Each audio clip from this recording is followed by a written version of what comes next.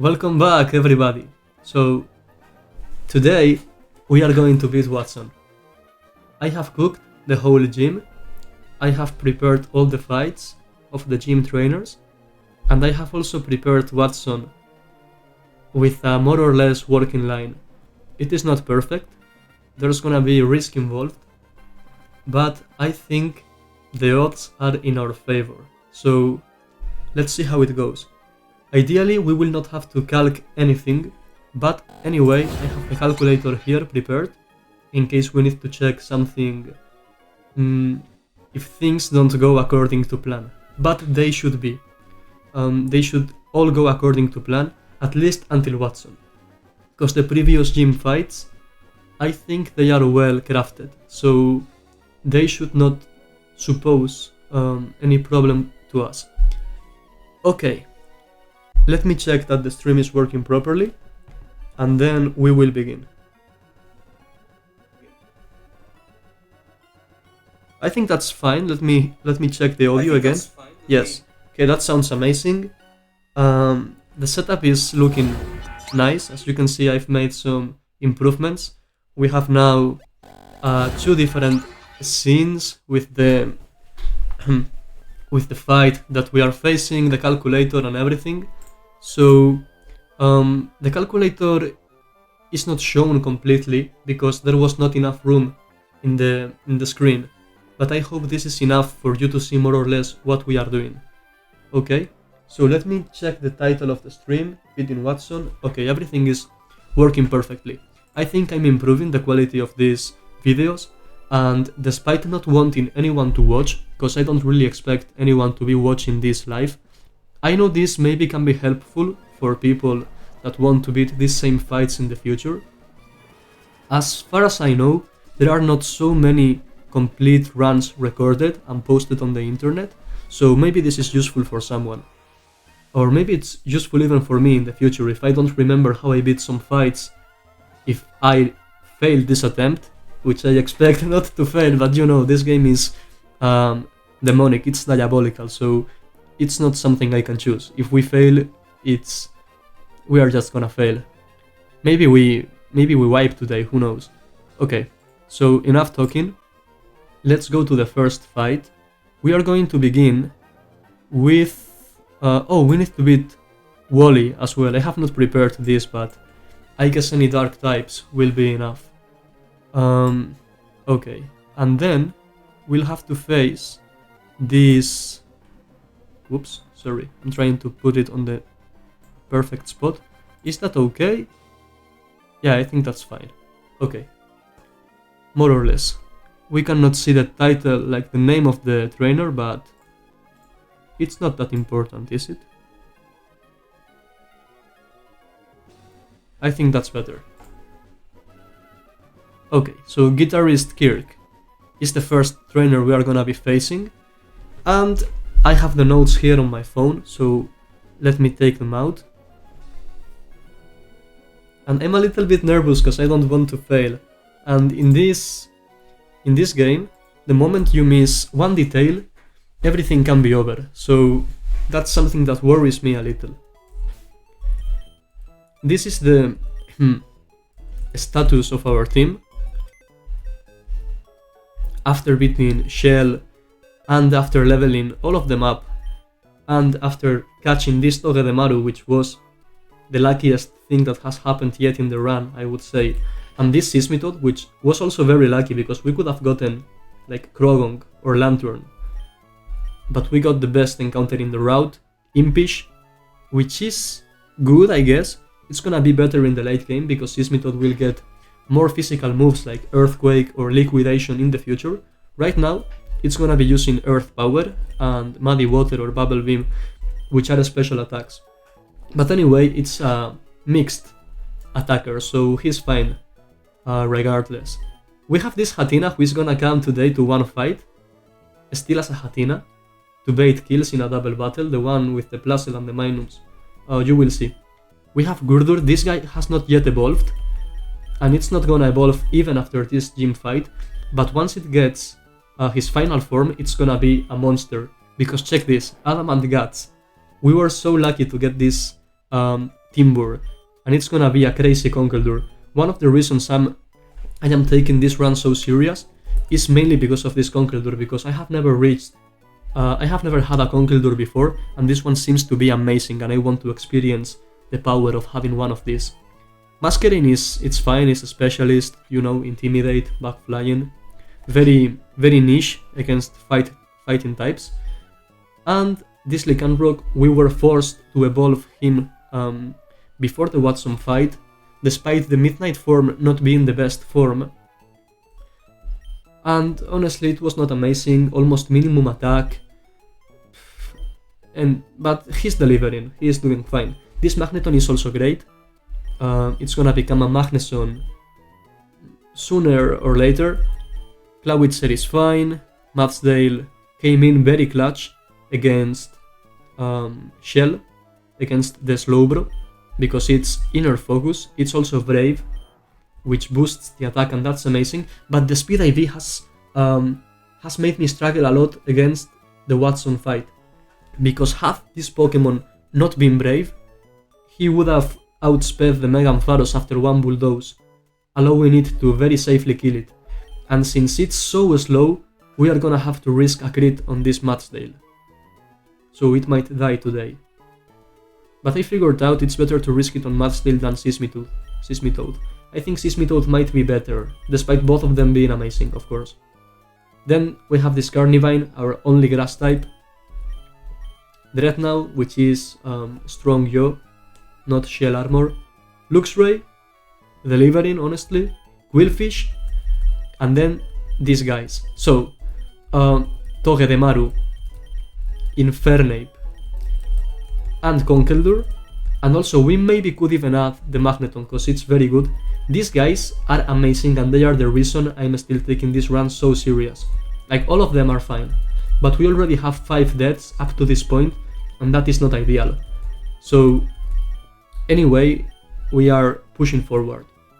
This Infernape is jolly. It got almost maximum attack just by pure luck, and with 1 scale on speed, we might use 1 scale eventually. We already used 2 scales to get Fake Out and Overhit, as most Infernape players do, I think. And apart from that, I've seen there's a viewer, I don't know who you are, but welcome. Apart from that, we got these 5 losses. This Bunnelby was a mistake on the first boss, the one at level 12 with the Carvanha and the Krogonk. This Execute was another mistake against the Bibarel fight to get the candy, because we had to do that fight before the museum back-to-back fight, because we did not have anything. We only had we had 2 grass types, but they were a little bad, and we didn't have any electric types, so we had to risk the Bibarel fight. And I also made a mistake, I forgot to burn Timber, and that's how we lost Execute. Then we have to sack Pidgeotto on the Broly fight, and these 2 guys were Roxanne fights. As you can see, none of these guys are amazing. These Pokemon are quite presentable.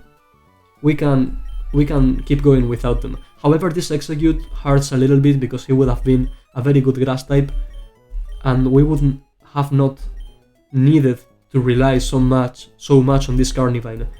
This Carnivine has been delivering, but we could have easily lost it. Okay, enough said, let's go to the first fight.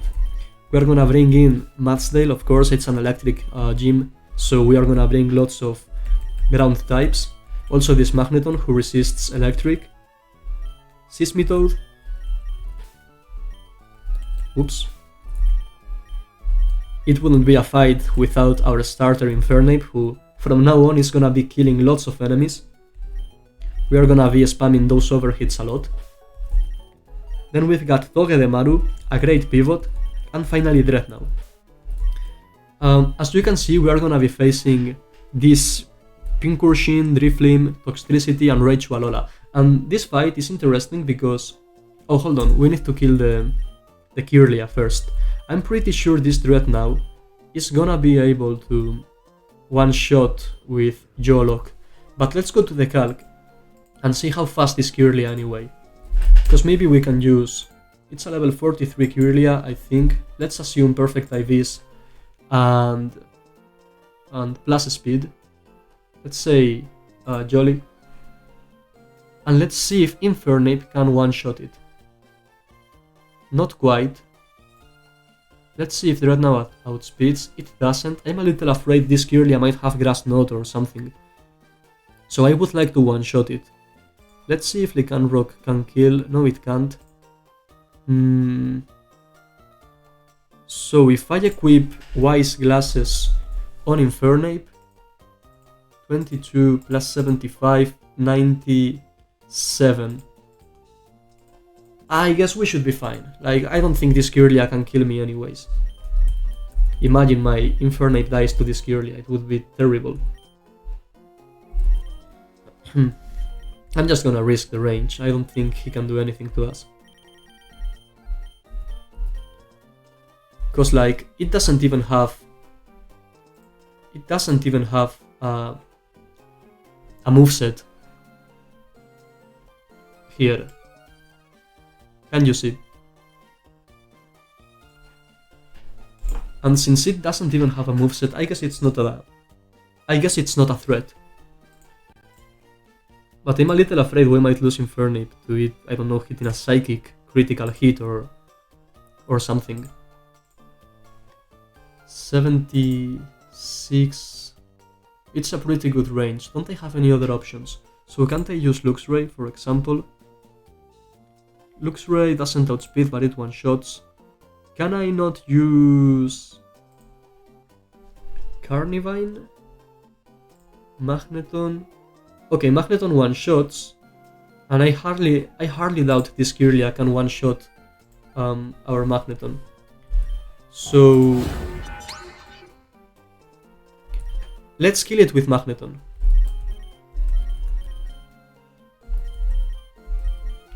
And we can give it an item, I don't know, maybe it can paralyze us? No, because we are electric type. I have no clue. I'm not gonna give it any items. And I think the Infernape has Wise Glasses. Yes. So the other Zigzagoon is just level 7, I reckon. And Infernape is gonna be able to one-shot it easily. Okay, let's go. Let's get the access to the third gym. And I'm very happy we made it this far. I want to beat this gym deathless.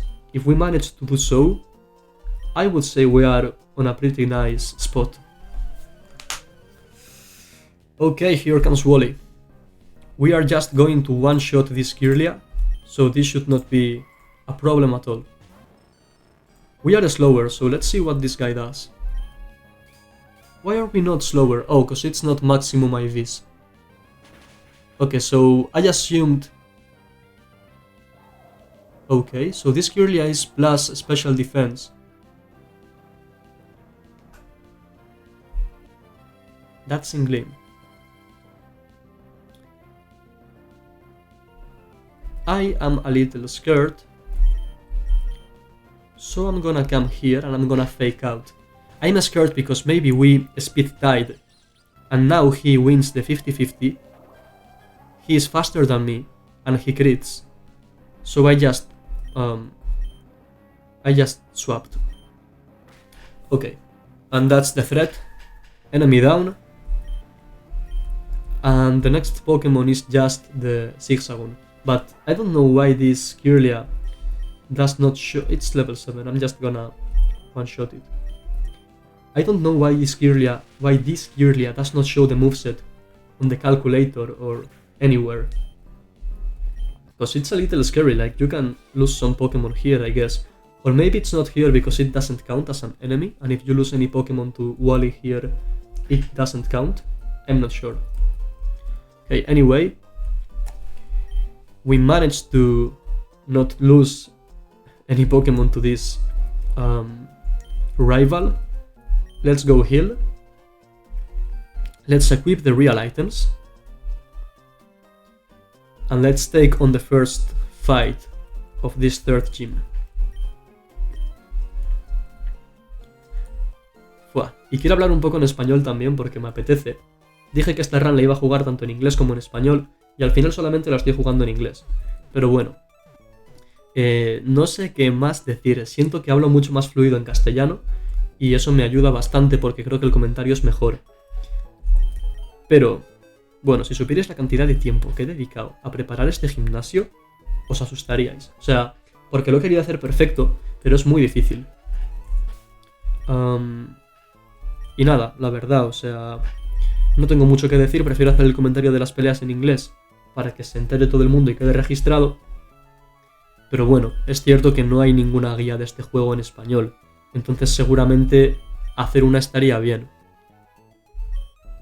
I was just saying that there are no playthroughs of this game in English, so maybe I could do one, like this could be a Spanish playthrough, but I would like it to be registered and I would like as many people as possible to understand. That's why I'm doing it in English, mostly. Okay, so you need an Oran, Dreadnought needs an Oran. Some of these Pokemon are just coming as backup, and they won't be necessary. But it's always useful to have them prepared. Okay, so let's check. Oran, Wise Glasses, Soft Sand, Oran. Okay, Matsdale lead into the fight, on the first spot, on the first place, and here we go. Watson, you were not this hard in Vanilla Emerald, I remember. Okay, so, hold on a second. So, the thing is, we are gonna be facing this, Driflim. So this guitarist has a Pinkurchin that's gonna set up the electric terrain. It's gonna die instantly to our Matsdale with a Stomping Tantrum, because we are faster. And then we are going to bait Driflim. This Driflim is scary, because it has the Unburden ability, which doubles its speed once its item is consumed, and it has Acrobatics, which is a flying type attack that also doubles the attack power if you don't have an item. And what's this Driflim's item? An Electric Seed. That's gonna be consumed the moment this guy enters the battlefield, and it's gonna boost its defense, and also give it +2 speed, and also boost its acrobatics. So this guy is a little scary, it's gonna be using acrobatics on the Matsdale. We will go to Magneton, tank the acrobatics, then let him hit us with Hex, tank the Hex, and one shot with Discharge. And after that we'll see what happens. Okay, let's go.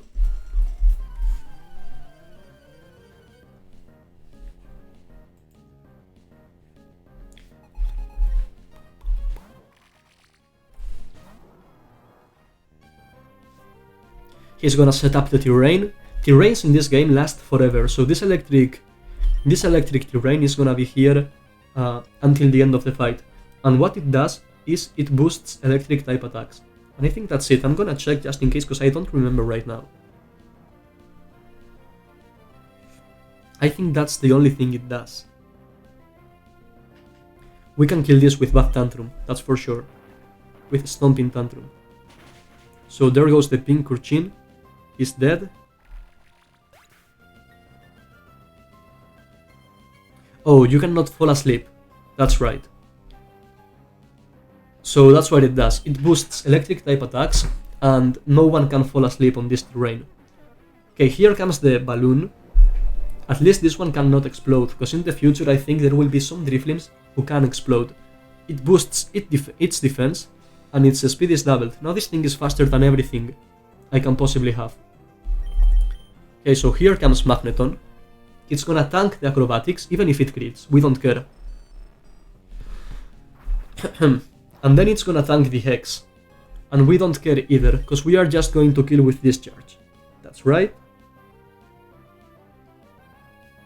Yes. So we tank the Hex, we never die, we even have a berry to heal just in case, but this is more of a, I don't know, it's unnecessary to be honest, but in case I missed something or, I don't know, things can go very wrong, maybe they crit us 5 times in a row and we need to steer a little bit. In those cases it's useful to have some healing, but realize that I have not equipped a citrus berry, because those are very useful and they are more limited, so I just equipped an orange berry to be a little safe, a little more safe. Okay, this Toxtricity is coming out. And it's gonna be using Overdrive, which is an electric type move. Let me check that just in case, because I have it on the notes, but I want to check it on the calculator. Okay. So we are 45 HP. Yeah, it's always Overdrive, because it also has a Sludge Bomb and Venoshock, but we are immune to those because we are a Steel type. And Overdrive deals more damage than Hyper Voice. So, since he's using an electric type move, that means we can go to Mathsdale for free. He's gonna take no damage.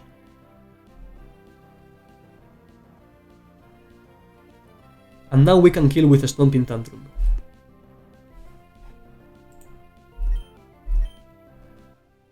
We are never dead to this hit.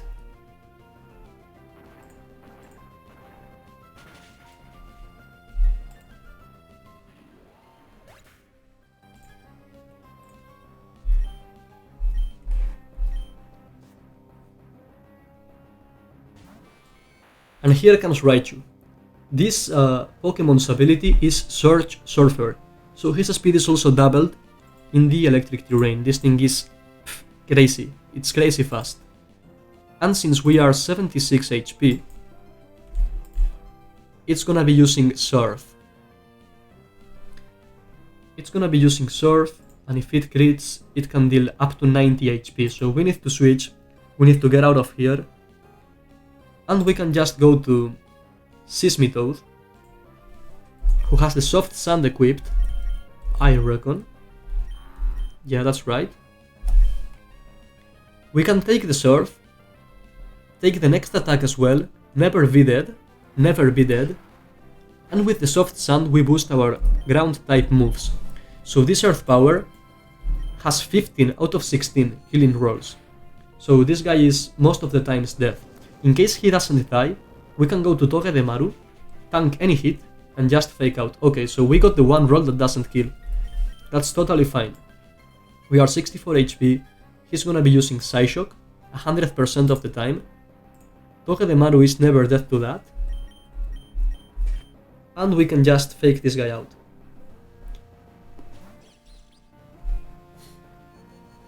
I'm pretty sure the electric terrain doesn't affect priority moves. I'm just gonna I know that's the psychic terrain. Yeah, that's correct. I'm not gonna be paranoid. Okay, so this Raichu is dead, and that is the first fight of the gym. It is 4 fights, one of them a double fight, and then we are gonna take on Watson. So that's one of the 4 fights done. There's just 3 more remaining. And up to this point, this has been completely riskless, completely safe, but things are not gonna be so easy by the end of the stream. Let's heal and let's prepare for the second fight. Okay, so this second fight is a little harder, of course, mainly because, hold on, is that okay? I think so. Maybe because of the Jolteon and of the Oricorio. And why, would you ask? Because the Jolteon has Sing, and because the Oricorio has Teeter Dance. So one can put you to sleep, and the other one can confuse you, and that's so annoying. But luckily, we found a way to get through that. So what we are going to do, well, let's look at the Pokemon we are gonna bring. And I'll explain the strategy right now.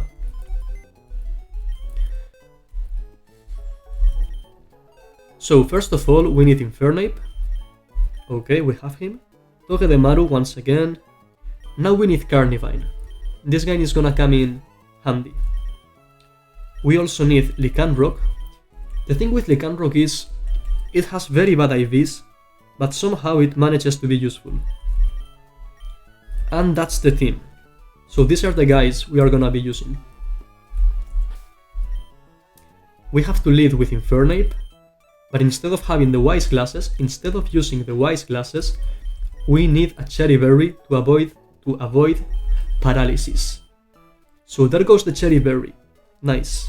Then this Togedemaru is feeling a little sleepy, so we need to give him a Chesto Berry so that he doesn't fall asleep when Jolteon sings him a beautiful lullaby. Carnivine.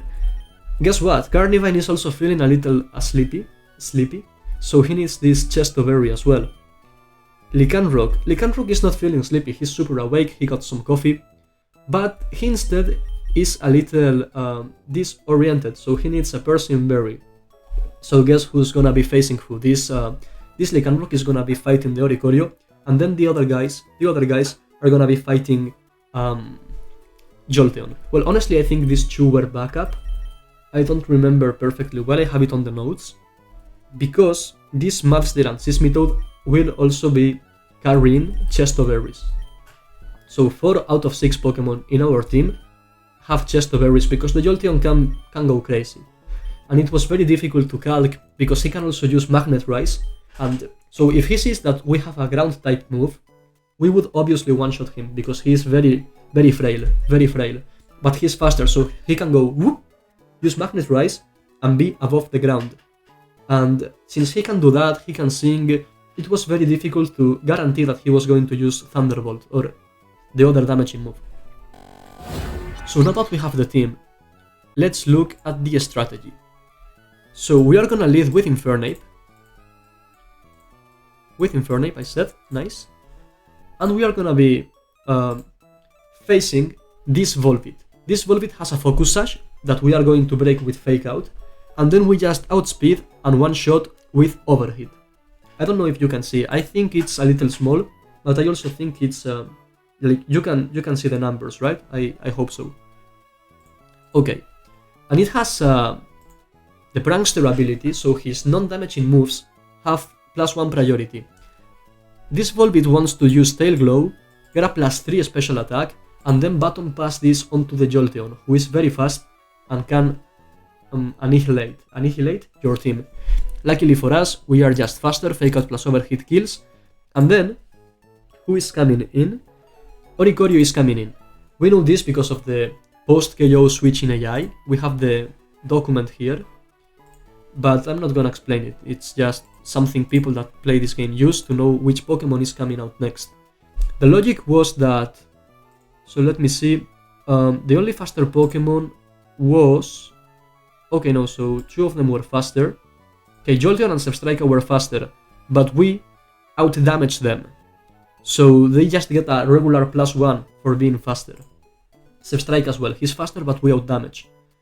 We also will be at -2 special attack, but we out-damage with a Sky Uppercut, both of them.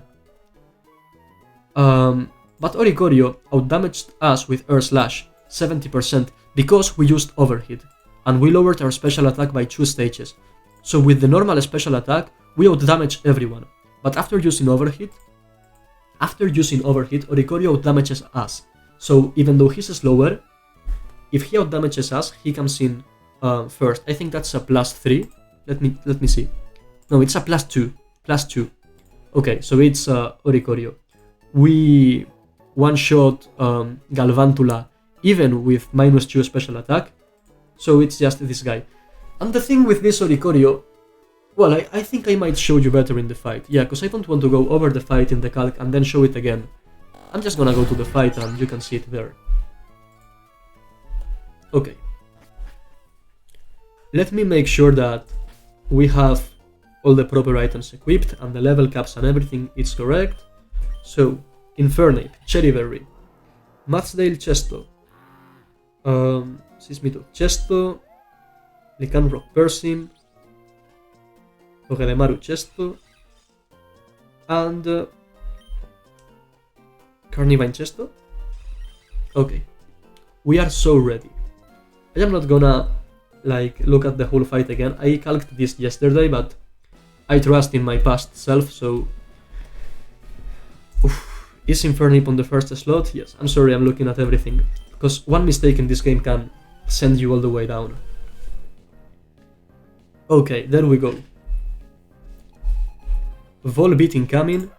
He has a focus sash, so we cannot kill straight up with overhit. We need to fake out first.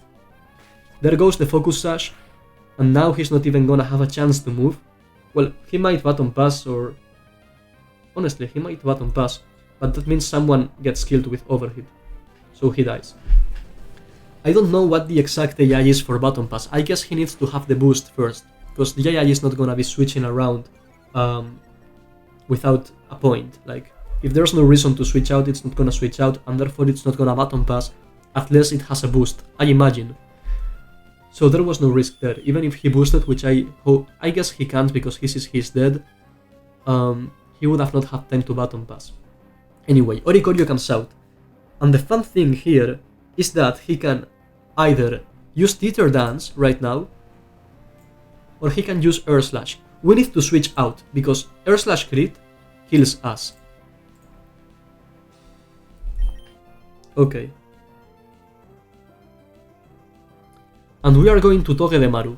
So there are two options here, either he Teeter Dances or he Air Slashes. If he uses Teeter Dance, then we will be confused already. So, the final objective is to get Lycanroc out on Air Slash. We cannot switch to Lycanroc right now because he might Teeter Dance and consume our Persian Berry, and then since he is faster he can confuse us again and we can die to confusion. So we need to get Lycanroc in on an Air Slash. And how do we do that? First we go to Togedemaru. Now he can hit or he can confuse. He hit. Okay, so what does this mean? This means that he can hit again or he can confuse us. However, he's now not going to use Air Slash, he's gonna use Revelation Dance, which is an electric type move. No matter what he does, we are going to Carnivine. And now, this is wonderful, the ranges fit so well here. So he hits us with Revelation Dance. We are not confused, so he should be able to confuse us right now. But, let me show you the calc. But this Carnivine, at 74 HP, is always baiting a kill, a fast kill from Air Slash. So even the minimum Revelation Dance roll always guaranteed a fast kill of Air Slash, and this is how we guarantee this Oricorio to use a damaging move, specifically Air Slash, on our Lycanroc. If he had confused Togedemaru, then he would have guaranteed hit Revelation Dance on the switch to Carnivine. But in the end it doesn't matter, so this double switch always guarantees that we can get Lycanroc on an Air Slash. There we go. This was a little tricky to figure out. It took me a while. So now we get in on this damaging move. We are never dead to Air Slash crit plus Revelation Dance crit. And he is faster. So now he can hit us with Revelation Dance crit, or just Revelation Dance. We are never dead. Or he can Teeter Dance. We have the Persian Berry to get rid of confusion, and we are gonna hit him once with Rock Tomb. So he confuses us. But we have the Persian Berry, so that's fine.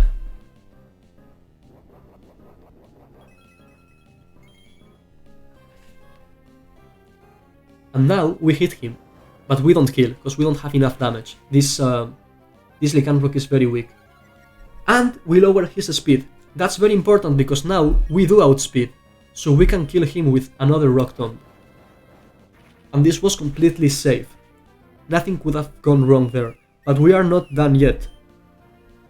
Because now Jolteon is coming out. And this Jolteon was the hardest part of the fight. But we cooked him. So now Jolteon has many options. This Jolteon has many options. Let me see, he can go for Thunderbolt as the highest damaging move, he can Sing to put us to sleep, or he can use Magnet Rise because we have a ground type move. It would have been better if we didn't have the ground type move. So if I got rid of Stomping Tantrum, because you see I have a Stomping Tantrum down there on the bottom right, it would have been better because we don't really want this Jolteon to be using Magnet Rise right now. But I want to keep Stomping Tantrum on Lycanroc, and we could afford to do it. So, okay. What we do now... Are we showing a fast kill? No, we aren't. So, we need to get in Infernape with a Cherry Berry. This can be Sing, which is useless because Infernape has Vital Spirit and can never fall asleep. Magnet Rise, which is a little annoying because he sets it up already and it's gonna last, I think, 5 turns. Or he can hit a Thunderbolt. We are never dead to Thunderbolt, and we have a Cherry Berry to avoid paralysis. We need to fake out this Jolteon. Okay, he uses Magnet Rise, that's fine. We fake him out, and this damage might be important if we get into trouble. And now, this Jolteon is guaranteed gonna use Thunderbolt, because we don't have a ground type move, and anyway he already used Magnet Rise, and we cannot fall asleep. So on this guaranteed Thunderbolt, we can go to... We can go to Math's Tail. This is a free switch, because we are immune to electric type moves, obviously. And now, so this Jolteon is floating. He thinks he's immune to ground type moves because he is Magnet Rising and he is levitating over there. What he doesn't know is we are gonna bring him down to the ground, so we can smash him and stomp him. Okay. He might sing now, but that's why we have the Chesto Berry, or he might hit with Hyper Voice, which is fine. We bring him to the ground, and now this Jolteon is grounded, and it's gonna stay like that until he switches out. So this makes him vulnerable to all my ground type moves, not just Mathsdale's ground type moves. Also, what else did this do? I don't remember. Well, that's fine. So, we need to check if we are ever dead to crit. Maximum roll is 51 HP, so we can kill him. Okay. And that's completely fine, yes.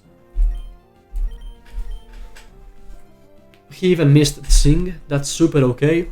We killed the Jolteon, and there were many things he could do, like out of this line. I don't remember very well, but it was very problematic. So that's why half the team has Chesto Berries equipped.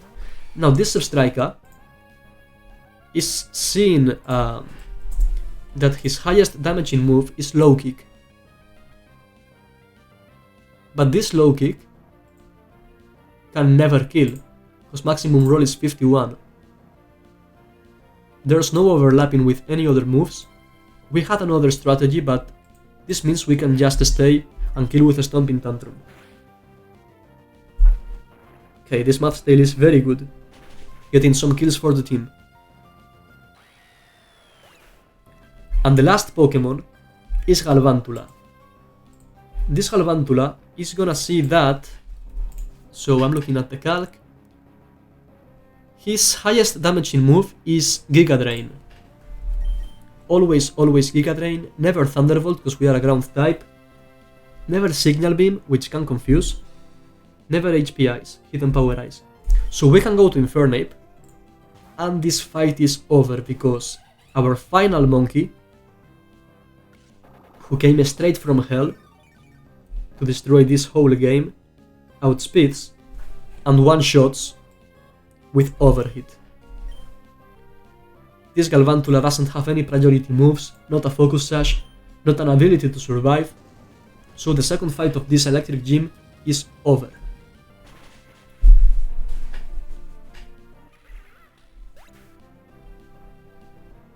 Very nice.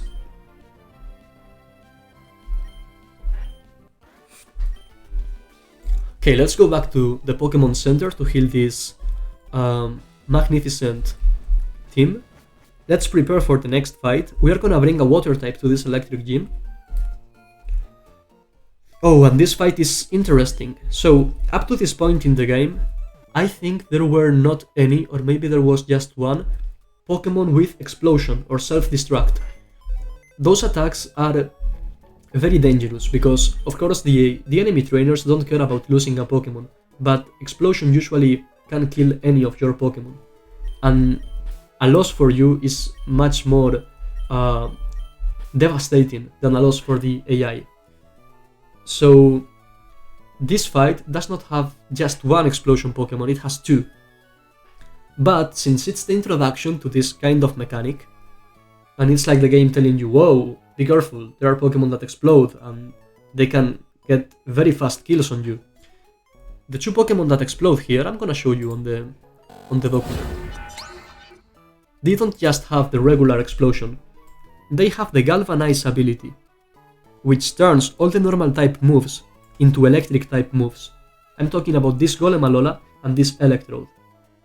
And since they have Galvanize, the explosions are electric type. And that gives us a very good tool, which is using ground types to tank those. So even if they explode, we will be immune to the explosion because those are electric explosions, not normal type ones. Okay, apart from that, we also have this Porygon who has Download as ability. So once it gets on the field, it will look at the enemy Pokemon he's facing. In this case, he will look at our Infernape, because that's the Pokemon we are gonna be opening the battle with. And he's gonna look at our defenses, the physical defense and the special defense. If we have a lower physical defense, he's gonna boost his physical attack, so that he can beat us up more easily. And if we have a lower special defense, he will increase his special attack. This Porygon is a special attacker, so we don't want him to boost his special attack. We want him to boost the physical attack, because that's useless for him. And therefore we need to open with a Pokemon that has a lower defense than special defense. Our Infernape, as you can see down here, has 60 defense and 67 special defense. That means our physical defense is lower, so this Porygon will boost his physical attack, and that's exactly what we want. Okay, apart from that, the Pikachu was terrible to calc, because he has Surf, and that was so annoying, because he counters the ground type Pokemon. Actually, this Pikachu might... Okay, so there's a little risk in this fight. I have forgotten, yes. This fight is risky. The next one, the fourth fight, the double battle, is completely free and riskless. But Youngster Ben, depending on what the Golem does and the Rotom rolls, Pikachu can kill a Pokemon of ours. So let's be careful. Let's go build up the team. So we need to bring Infernape with another Cherry Berry, Mudsdale with an Oran, Seismitoad, Luxray is coming to the fight, as well as Quillfish, a water Pokemon on an electric gym. Let's hope he survives. And we are gonna bring Rapidash as well. I think this fight is gonna be very cool. I found some pretty interesting pivots. So let's equip the correct items. The levels are okay, the movesets are okay. Mudsdale needs an Oran Berry, not this Chesto. I think this Oran was just in case something goes wrong, but... Oh no, was this Oran necessary? I can't remember, I'm gonna discover it at the same time as you. Okay, and here we are gonna be using one of the few citrus we have. We actually have 48, but they are very valuable, so I'm trying not to use them for if they are not necessary.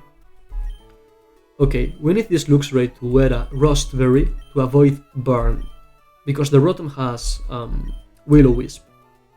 This Rapidash, on the other hand, does not need any Rust Berries because it's a fire type, it cannot get burned, so we are gonna give it a Citrus Berry.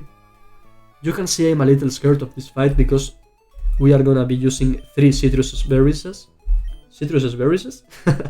We are gonna be using 3 Citrus Berries, as Quillfish has another one. And you need a Cherry Berry, is that what you have? Awesome. Okay, I'm so happy with the monkey. Like, Infernape is such a fun Pokemon to use. Some people say that Infernape users are brain rot, like we don't use the brain because it's so easy, it's so powerful. But I think it's I mean, I'm not gonna deny it's easy and it's satisfying to use Overheat. It is. But sometimes you need to use a little brain to get Infernape to sweep as many Pokemon as possible in the safest way. Cherry, Koran, Citrus, Rust, Citrus, Citrus. Okay, I'm gonna get serious now because this fight is not gonna be free. There is some risk associated, so let's go.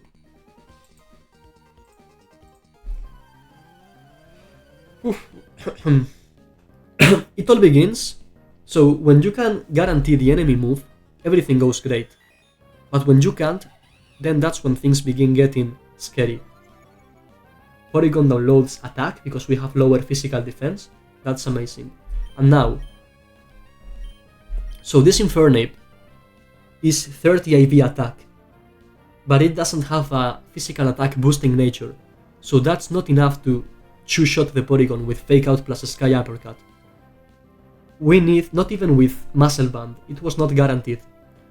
So the only option was to 3-shot it with Fake Out, Sky Uppercut and Mach Punch, and allow him to use one move.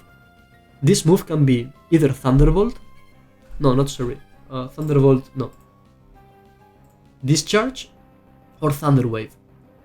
We have a Cherry Berry to avoid paralysis no matter what, but we would like to see Thunder Wave, because it deals no damage.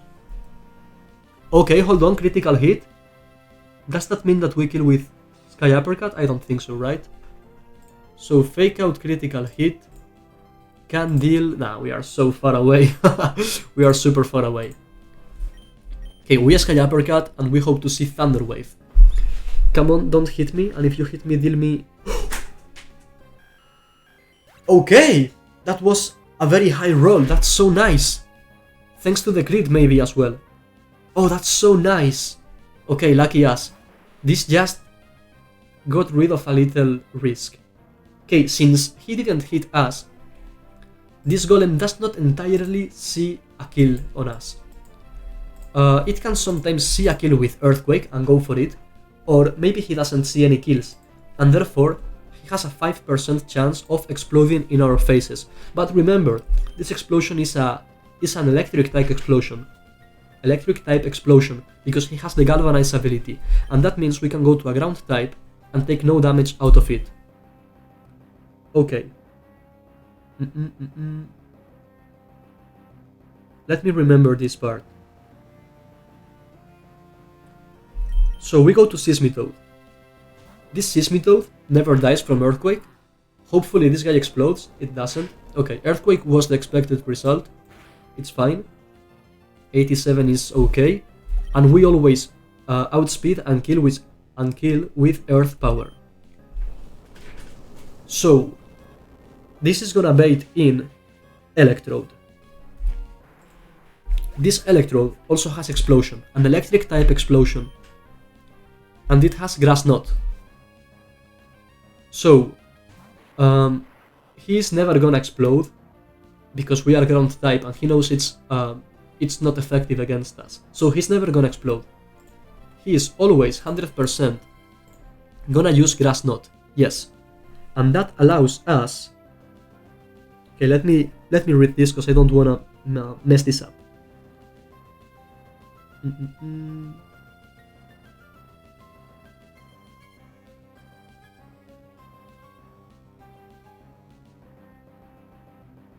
Okay. So I had another line, but I changed it. We are going to go to Mudsdale. This Mudsdale is never ever dead to 2 Hidden Power Grass critical hits. Never ever. So he can take both of them and then kill with Stomping Tantrum. That's correct. Never death to 2 crit, even if they max roll. And they didn't. So now we one-shot this guy. After taking another Hidden Power Grass, which is completely fine, this can never kill us. Good. Now 58, that's correct. Does this bait what I think it baits?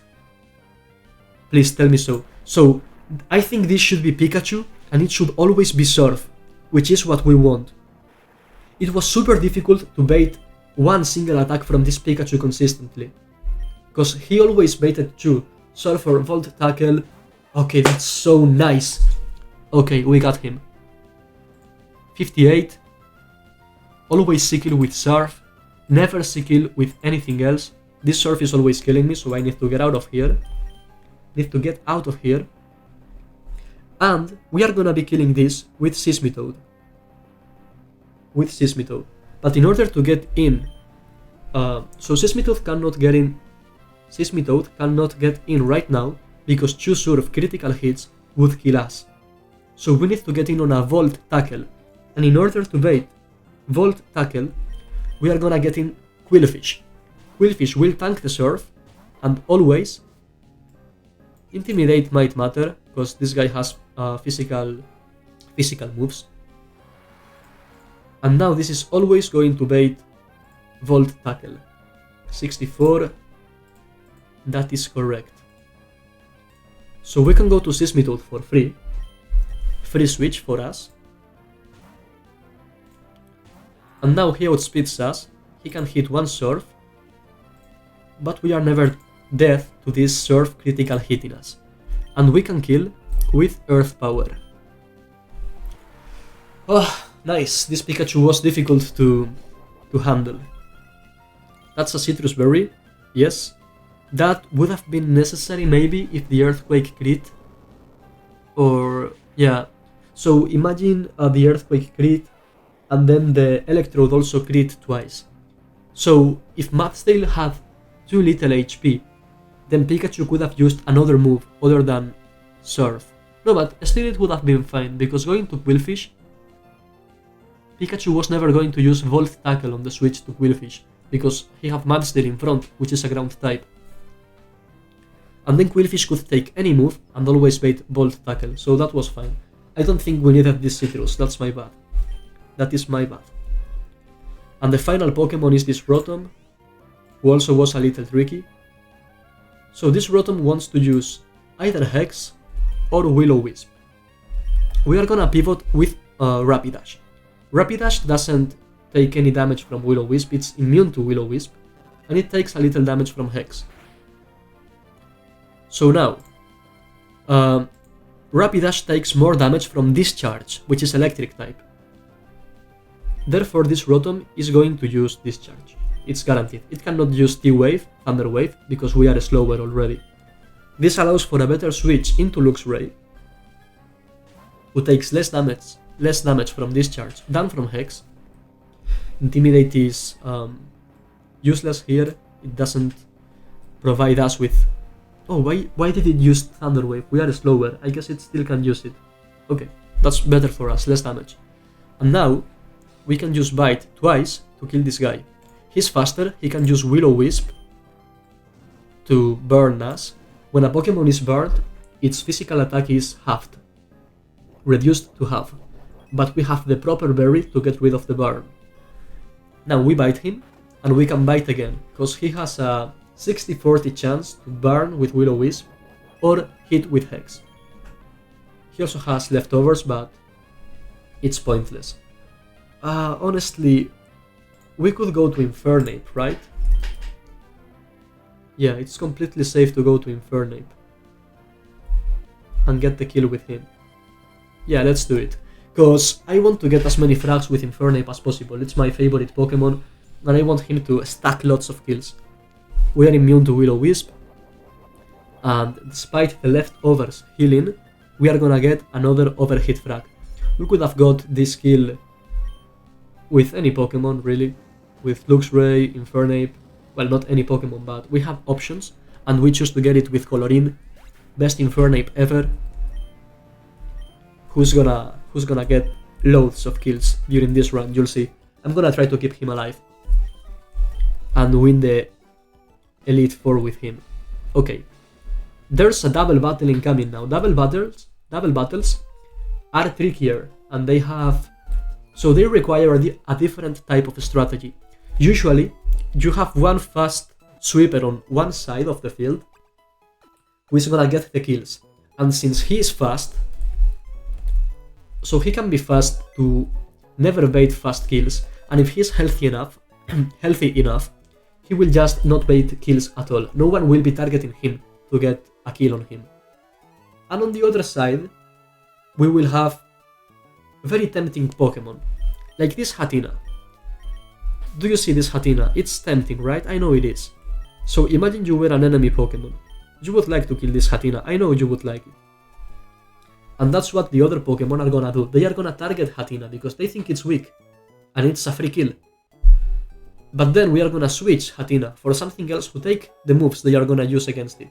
In this case it's gonna be Thunderbolt. So we can go to a ground type who then baits different kills with Grass Knot in this case. And that way we keep the enemy distracted, showing them easy kills, while Infernape, who is gonna be the fast sweeper for this fight, is gonna kill all of them, showing no mercy. Okay, so let's prepare this. We need Hatina, we need Infernape, we need Sismitoad and Mudsdale, and finally we need Togedemaru and Magneton. This enemy trainer only has 4 Pokemon.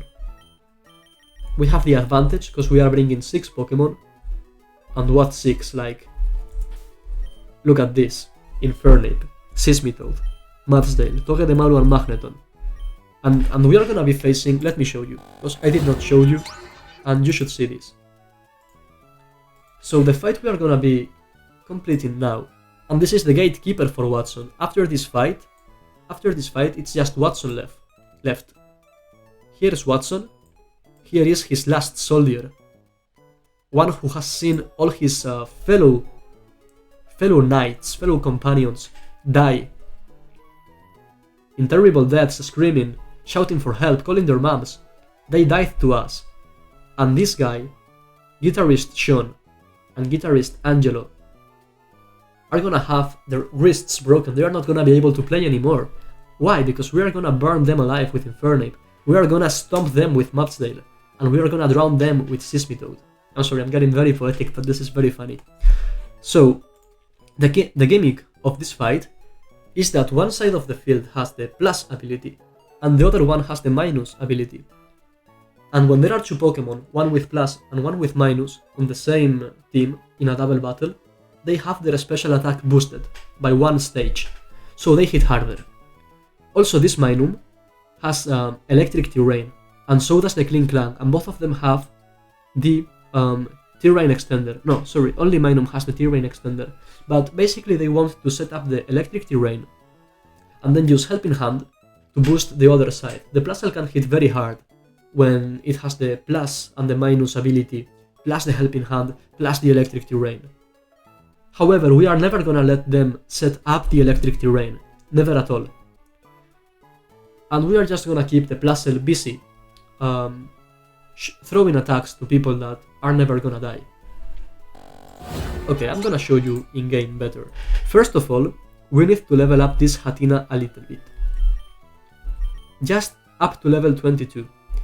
I don't know if it's gonna learn any moves.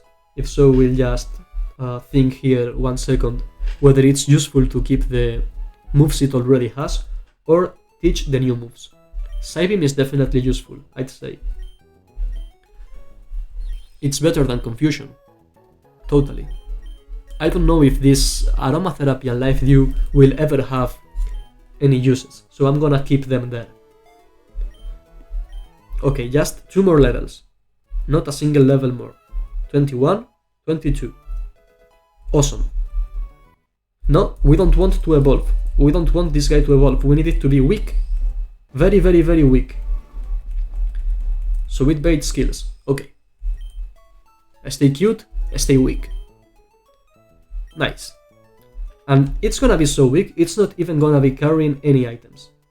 So you can see the difference. We have this Hatina, and we have this Infernape. Cherry Berry, that's correct. Sismitoad, no item. Mudsdale with Soft Sand. Sismitoad has no item because we're just gonna use him to pivot. It's not ever going to hit a move. Magneton and Togedemaru with Oran Berries. Okay, that's correct. And after this fight, it's just Watson left. the third gym trainer. A very, very, very unfair battle. We are gonna be facing one legendary, one mega evolution, and the rest of the team is not easy at all. Probably the biggest problem of this fight for me, with this specific box of Pokemon, was the Electros.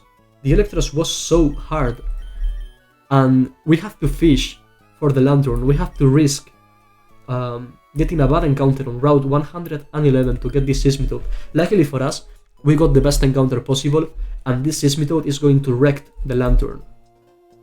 But it was not. Like, we lost a better future encounter. We could have got Excadrill or Crocodile. Still, I don't complain. Seismitoad is great, and it's gonna deliver, I'm sure. But what I mean is that even the Pokemon that are not legendary, the Pokemon that have not don't have Mega Evolutions or don't have crazy stats like Lantern, they pose a threat because they are given leftovers, they are given perfect coverage. It's just so difficult. I guess that's the same that these normal trainers experience when they fight us, because we are gonna be so unfair with them. Okay, you love shiny things? I love beating the out of you. Okay, I'm sorry, I'm enjoying it because it's taken me a while to plan this fight, so I'm hyped. Okay, so we have this Bosso and we have Colorin. Guess who is gonna be sweeping the fight? Bosso is gonna get out of here as fast as he can so that he doesn't die. We are gonna get in Seismitoad. And this Hatina is baiting Thunderbolt from the Plasel and either Thunderbolt from the Minun, or what was the other option? Signal Beam, I think. Let me see in the calc. Okay, so it's always baiting Thunderbolt from the Minun and Thunderbolt or Signal Beam from the Plasel. Meanwhile, Colorin is going to use Sky Uppercut, and hold on, I don't want to mess this up because if I kill the one that's not... Okay, 1 second. It's Minun, right? So I need to kill the Minun right now. Yes, I need to kill the Minun, and the Minun is the blue one. Okay. Don't make a mistake here, I need to kill the blue one. That's correct. Okay, there we go. Hatina fulfilled its role. She baited the kills, and she left. If we crit this, that's bad. Okay, because we don't want Minun to die yet. We want it to die on this next turn. It doesn't matter if Signal Beam confuses us, because we are going to live right now. Okay, so it doesn't matter what Minun is seeing, what Minun wants to do, because it's gonna die right now. And Plasel always sees a fast kill with Grass Knot on Seismitoad's slot. So we can go to Togedemaru and we can kill the Minun.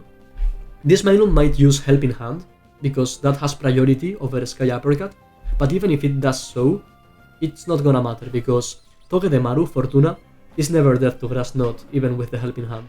Also, when we kill this Minun, this Plasel does not have the plus and minus ability boost anymore, so it's gonna deal even less damage. Okay, that's fine. And now, Kling Klang is coming out. Iron Bar's damage is not important here.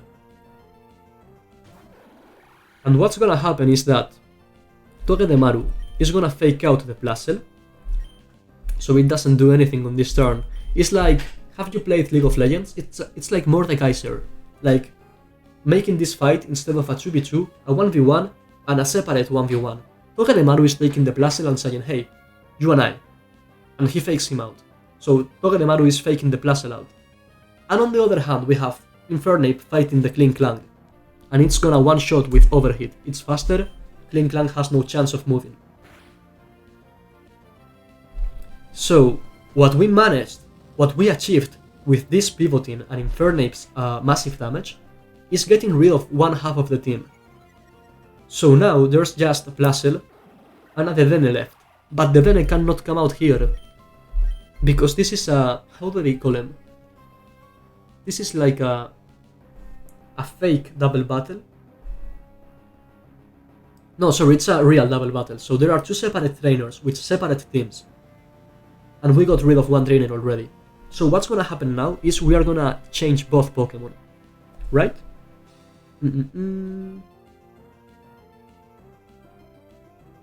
Yes. We are gonna get in the 2 ground types. Okay, let me check that. So, Togedemaru is baiting Thunderbolt. Yeah, it's 2 Thunderbolts, that's fine. So it doesn't matter which slot they are going to. We can get Mudsdale in, and we can get Seismitoad in.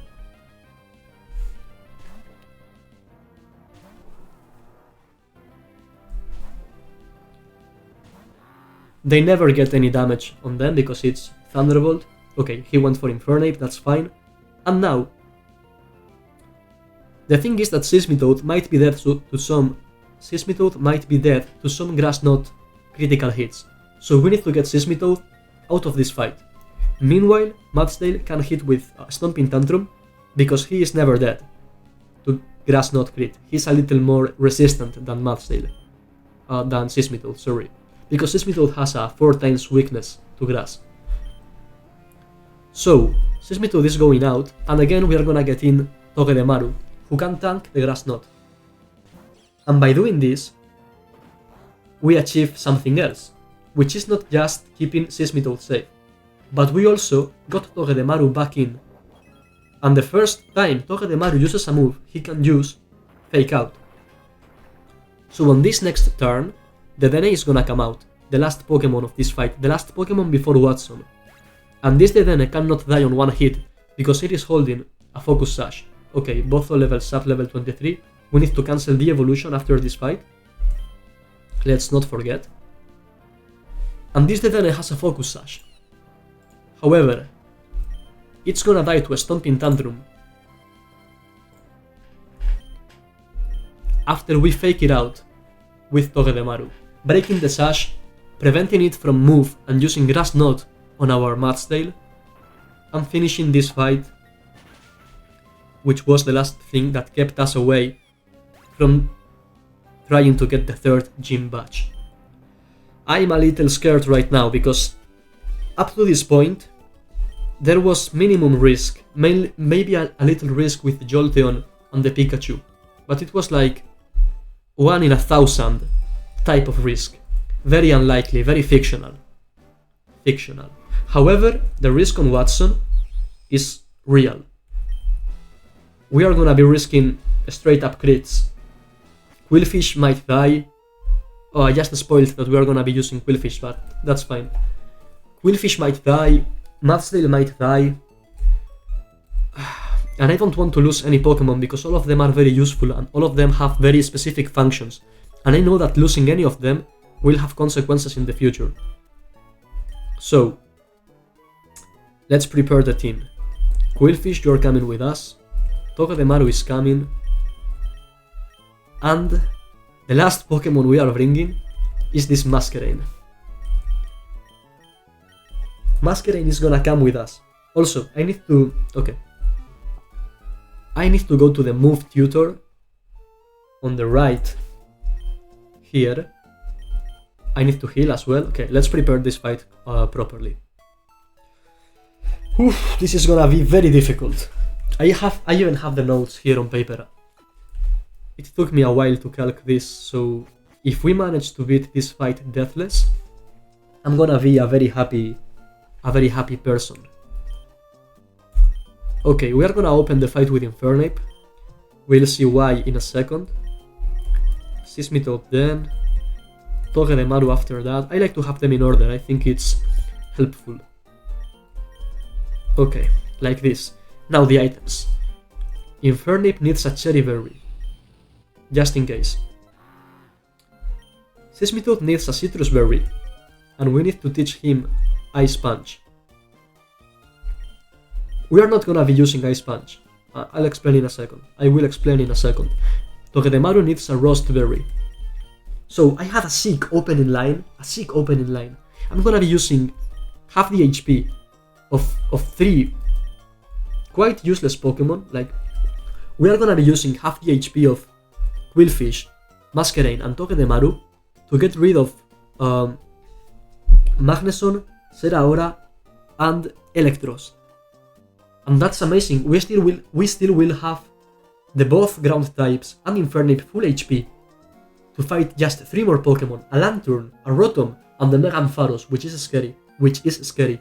And somehow, that's not enough. Like, that's the hard part. This game is sick. And that's mainly because this Matzdale is so slow. 28 speed. If it had 32 speed, just 32, it would have been so much easier. Okay, we need you to have a Cherry, not the soft sand. Cherry Berry, nice. And Quillfish needs a Citrus Berry. Quillfish is also gonna risk a crit, so there are gonna be 2 scary moments in this fight. And Masquerain needs to be carrying no item, because he will take a knockoff from Zeraora, or maybe 2. Cherry Berry, Citrus, and I need to teach Ice Punch. Rust, nothing, Citrus, Cherry. Okay. Whew. We need the Ice Punch move.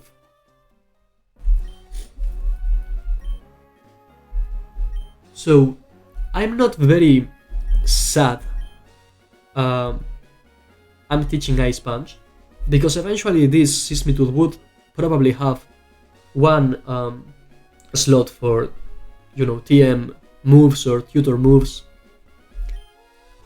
And also it's an early level, so he's gonna relearn other moves. We need Earth Power for this gym. I want to keep Math Shot with my whole heart, because reducing the speed might be very useful with a Pokemon like Sismitud, which is a little tanky. So between Muddy Water and Bubble Beam, of course Muddy Water deals more damage, but it has 95 accuracy, which is not perfect. However, I have been thinking, and we might use this Sismitud for the Blaziken on the... Oh no, I won't be facing Blaziken, because I picked Infernape. Well, the thing is, I already have many water types, so I'm gonna be using this Sismitud more as a ground type than a water type. And if there's a very specific case scenario where I need to use a water type move with this Sismitud, I will probably be able to equip the Wide Lens. I think that's the name. The Wide Lens improves the accuracy, so Muddy Water will be perfect accuracy. And I can get rid of Bubble Beam. Because anyway, Sismitud is a little more of a physical attacker, and this specific Sismitud even more, because it has less special attack. So eventually we will have Liquidation, Earthquake, Ice Punch, those types of moves. And we just taught Ice Punch because this Sismitud is gonna be facing the Rotom just one moment. So he's gonna be on the field, Sismitud is gonna be on the field, and Rotom is gonna come out. And there's a little chance that having Ice Punch, which is a physical attacking move, boosts the odds that the enemy Rotom uses Will-O-Wisp. And using Will-O-Wisp has a slightly better result than using Air Slash, which is the other option. So we are talking about a 7% chance he looks at my moves, and then there's like I don't remember, but it was a very low chance, but still I did it because it might make the difference, you never know. So I have not showed this team. Let me just show this quickly, so you have an idea of what we are facing. This is crazy. Okay, so how do I begin? There's a Magneson with Sturdy, so you cannot kill it on one hit. And then it has a Cast-Up Berry, which has the effect that when Magneson is lower 25% HP, is below 25% HP, the Cast-Up Berry procs and gives him priority to use one move. And guess what move he's going to use? Explosion. So you cannot kill this Magneson on one hit, and then he explodes in your face with priority. So there are very few Pokemon that can counter this Magneson very well, and we have the best one. We have Infernape. Infernape can Fake Out, and then outspeed and one-shot with Overhit. basically turning this fight on a 6 versus 5. That's amazing. Of course, we have to spend one rare candy to get Infernip at level 36 over the level cap, and then 2 hard scales, one for fake out and one for overhit. I don't have any more hard scales right now, and I don't have any other rare candies as well because we used one to get Sismitoad at level 36. But that improves our chances of getting past this fight a lot, and there's some chance that we can make it deathless. It's not perfect, despite my best efforts, but it's what we got. Apart from the Magneson, we have a Mega Ampharos, who hits like a truck. We have Electros, who doesn't seem so scary, but it has no weaknesses, because it's electric, its only weakness is ground, and it levitates, so there's nothing you can do to it. It also has an amazing coverage with Thunder Punch, Aqua Tail to hit the ground types, Drain Punch to recover his HP. It also has leftovers to have even more recovery, and it has Coil that boosts the attack and the defense. So if you let this Electro set up one Coil, you are doomed. There's nothing you can do. And also I didn't have anything to counter this. I didn't have anything to hit this guy strong enough or to take enough hits. So you'll see what we'll do. I think it's gonna be amazing if we get it right. Then the Zeraora, legendary. Fast as lightning. It's super fast, it hits super strong, has close combat, Grass Knot to hit the ground types. It has a Shuka Berry, right? Yes. To reduce the damage of the first ground type move you used against it, so it never dies on one hit. Then, the Lantern and the Rotom might seem easy, but they are not. This Lantern also has leftovers, it's very bulky, so you are not gonna be able to kill it on one hit ever. Never in your life. It has very good coverage. Ice Beam can freeze you, Scald can burn you, Discharge can paralyze you. You cannot account for all those status conditions because you only have specific berries. You have Cherry Berry, you have Rust Berry, you have the Asper Berry, but you don't have the Lamb Berry that can be used against any status condition, and it can also paralyze you if he wants. And then the Rotom Fan, pretty much the same.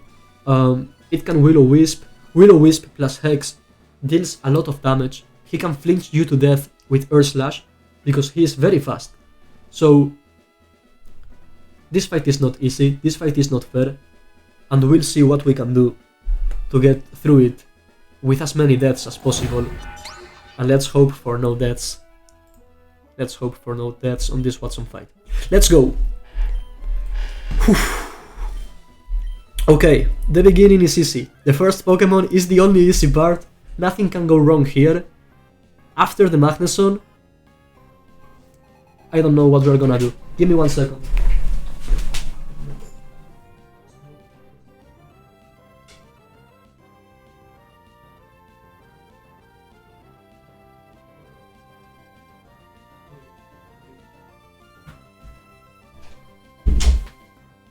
Sorry, I live with my parents and my dad wanted to tell me something.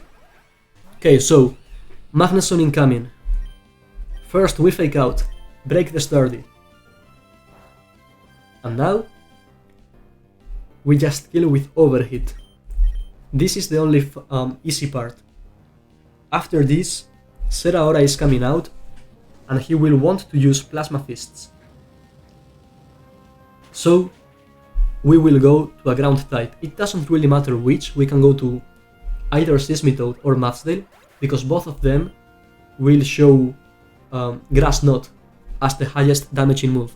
So no matter which ground type we switch in now, Zeraora will use Grass Knot in the next turn. Okay, let me get the notes because this part is gonna be very long. We're gonna be looking at this Zeraora for a very long time. Okay, right now this Zeraora has 111 HP. Right? Is that correct? No, 117. My bad. Okay. Okay. We are baiting Grass Knot. So we will go to Togedemaru. Togedemaru has Iron Barbs, and despite it might be a little anti-intuitive, Grass Knot makes contact. So Zeraora is gonna take the damage from Iron Barbs. That's an eighth of his HP, aka 14 HP. So I'm going to count. He had 117 HP, now he has 103. And 3. Okay, we are not gonna hit him with Fake Out because we don't want him to die. Yet. So the thing is that the only choice I had to ever kill the Electros was to get him in and show him a fast kill or a slow kill, it didn't matter, with Drain Punch. I needed him to use Drain Punch and never Coil. And the only Pokemon that could do that and also be useful for the rest of the fight was Togedemaru. But we need to get Togedemaru down to 60 HP or less. 60 HP. So what we're going to do is pivot a lot. Let this Zeraora slowly die with Iron Bars while he uses Grass Knot on us to carefully lower our HP down to 60. Okay, not more, not less. Well, if it's less, it's fine, but not more. Okay, we are baiting close combat right now. And that's why we brought Masquerain, the best Pokemon I had to take close combats. Whew, it's also gonna Intimidate, which might be useful, but of course, as long as Zeraora doesn't crit, because if he crits, then nothing else matters. We should remain at 87 HP, more or less, after this close combat. Exactly, okay. His defense is lowered. It's fine, we are not gonna hit him yet. We need him to hit us a lot. Now, this is always baiting Plasma Fists. So we go back to Seismitoad and repeat this process a few times. Take the Plasma Fists, bait Grass Knot, go to Togedemaru. Togedemaru should go down to 84 HP. If he goes down to 83, that's better. Okay. That's fine, Zeraora keeps taking damage. He's right now at 89 HP. We are again baiting close combat. Back to Masquerain. Very careful. If we pivot wrong one single time, we are done. The run is over, so I'm a little nervous. I'm not used to doing these very specific pivots. Take the close combat, should go down to 79. Amazing. Of course, if he crits, he will deal more damage to us, but that is fine. It's accounted for. Again baiting Plasma Fists. We can go to Seismitoad. So that's a very good triangle to pivot. Seismitoad, Togedemaru, Masquerain, again and again. And on the process, this Zeraora is damaging himself with the spikes on Togedemaru's back. And Togedemaru is getting closer to the sweet spot we need, 60 HP. Exactly 60 HP to always bait Drain Punch from Electros. If he goes too much lower, then we will be baiting Lanturn, and I am cooked. And if we don't reach 60, if we stay at 62, 64, then Electros might not Drain Punch. Instead he might Coil, and I'm also doomed. We need something very specific here. This is close combat again, so we are going to Masquerain. Masquerain should go down to 72 right now. And this is the third close combat he uses. This is important because Zeraora only has 5 close combats. And we need to pivot longer than 5 turns. Okay, we have 1 more HP than I planned for, that's good. So, eventually this Zeraora won't have any more close combats to use. And then, it's gonna start using knockoff. That's why Masquerain doesn't have any items. But still, a knockoff critical hit maybe can kill Masquerain. Or I think it was 2 critical hits. So this is not safe, but for the moment it's going according to plan. Togedemaru goes down to 76 here. Okay, we need 4 more hits. Still baiting close combat. Here comes the 4th close combat. Zeraora's defenses are touching the ground right now, it's super low. A fake out could basically kill it. And it's also very intimidated. So the close combat should deal no damage, just 5 damage. Or 6. Unless it crits. Okay. Still baiting Plasma Fists. Go to Seismitoad. And this is what it is. When there's a target, an enemy Pokemon so strong you have no other counter to face it on a fair 1v1, you need to pivot with weaker Pokemon to get him low and low and low slowly. A critical hit here would be nice against Togedemaru, because we need him to get us lower. Okay. 5 HP, that's good. If we get another 5 hit instead of a 4 hit, that might be relevant. Okay. Hold on. Okay, there is one more close combat left. So here comes the last close combat. The 5th one. Masquerain should go down to 62. Whew. That's the last one. From now on, it's just gonna be knockoff. Okay, 62. 71. We are doing fine. Masquerain still baits Plasma Fists. We go back to Seismitoad again, and then back to Toge. Hopefully, he deals 5 more damage to Togedemaru now, instead of 4.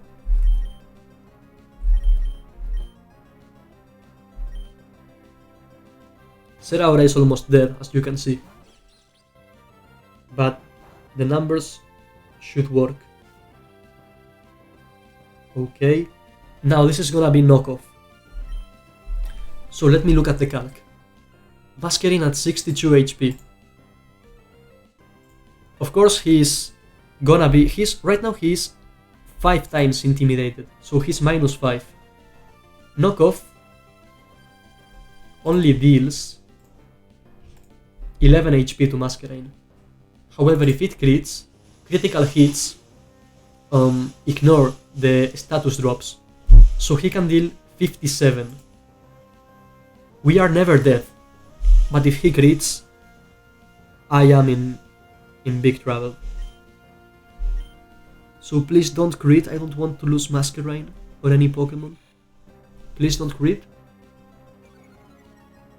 He's minus 6 right now, it's gonna deal like 8. Okay. Nice. So it dealt 9 HP. We are baiting Plasma Fists again, and we are almost there. Plasma Fists. Go to Seismitoad. Don't mess it up. This Seraora is so scary. Okay.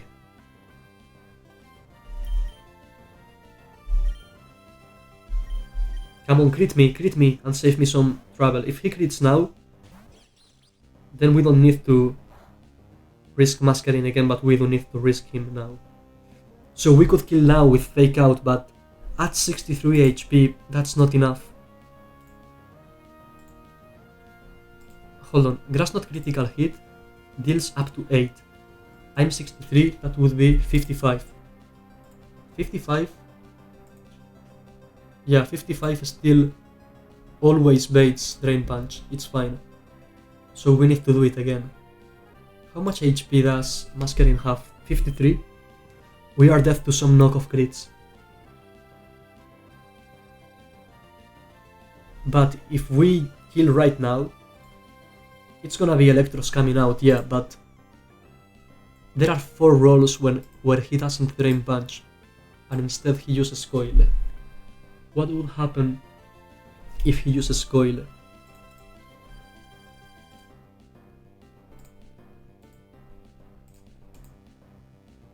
If he uses Coil, I lose Quillfish. So, I need to risk a critical hit on Masquerain, or which is a 1 in 16,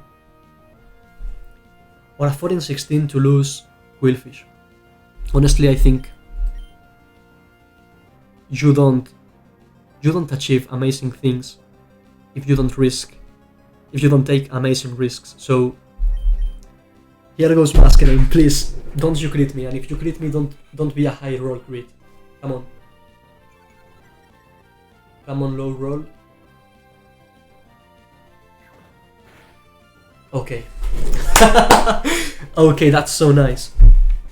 Now, this Seraora. Okay, we got it. We got it. We are doing amazing. This is always Plasma Fists again. Okay, we got past the Seraora. Plasma Fists, go to Seismitoad. This Masquerain did so well, it's just a bug. It is just a bug, and it faced this legendary Electric Fox, or whatever it is.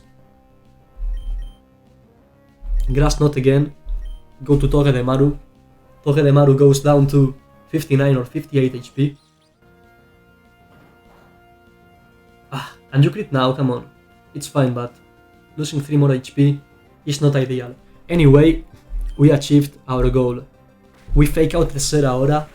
This Togedemaru, Ball of Steel and Rage, kills the Electric Demon. And this should be Electros. Please tell me I did it right. Yes, it's Electros. And against a Togedemaru at 57 HP, this is nothing other than Drain Punch. Always, always Drain Punch.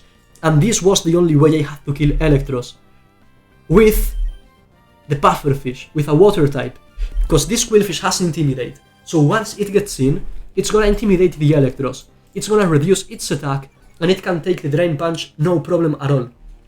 Even if this crits, after they intimidate, the Electros won't see any other kills. So it has Thunder Punch. And of course, Thunder Punch critical hit kills the Quillfish. And we are gonna be risking that right now. Because we need to Toxic this guy. That's the way we are gonna be killing this Electros. So what's the risk?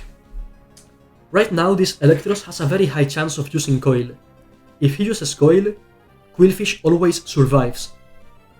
I think, at least he begins critting a lot. If he decides to go for the highest damaging move instead, he can use Thunder Punch, but I think Coil is more likely. And if he uses Thunder Punch, we are never dead to normal rolls. We are only dead if he crits. So please, just go for Coil.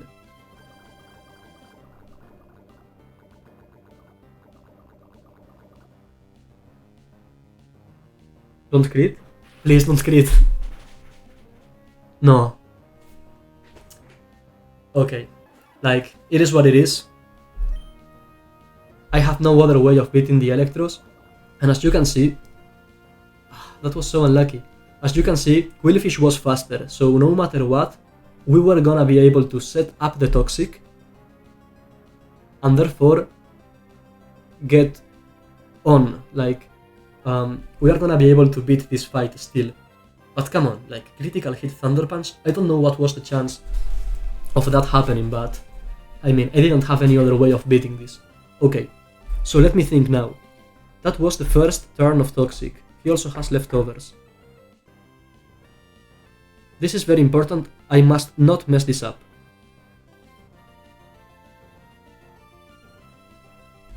So now it's gonna be the second turn.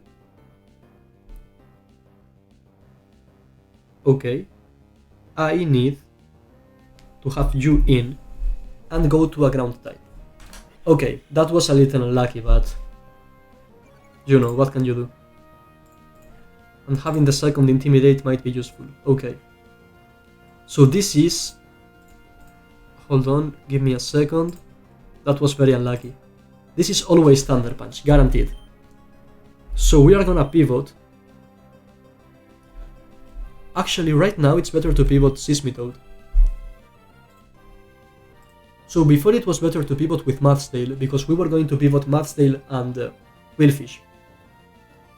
And that way, it was better to use Mathstail because he baited he baited Aqua Tail instead of Drain Punch. But since we're gonna be using Masquerain, and Masquerain takes no damage from Drain Punch, it is better to use Seismitoad now, because Seismitoad baits sometimes Drain Punch. So let's go Seismitoad.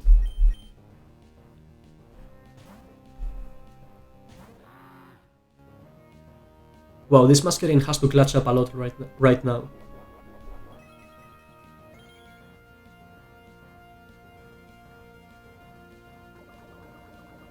Okay, there goes the poison.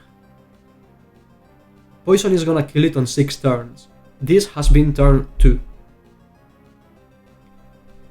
Okay. So now this is either Coil or Aqua Tail. Masquerain is death to Aqua Tail critical hit. But like, I don't have any other choices. I have to pivot. Yeah, we have to send it. If Watson also claims the life of our Masquerain, it is what it is. Come on, please, use Coil. Don't crit, come on, don't crit. Okay. Oof. I'm so scared. I think we should be able to get past this trainer, like this gym bat. Okay, this is always Thunder Punch right now. Right? Yes. So we go to Seismitoad. This is correct, right?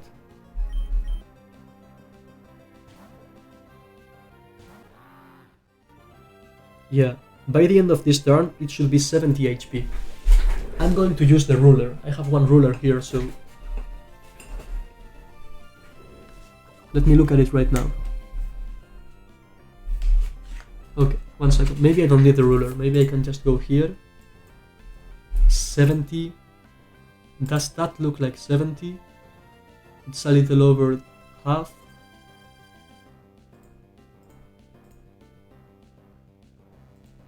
Yeah, that's 70 HP. Okay, we are correct. Ah, come on. I need to risk another crit on Masquerain. If you can just coil. I don't have any kills on you. Masquerain is so dead.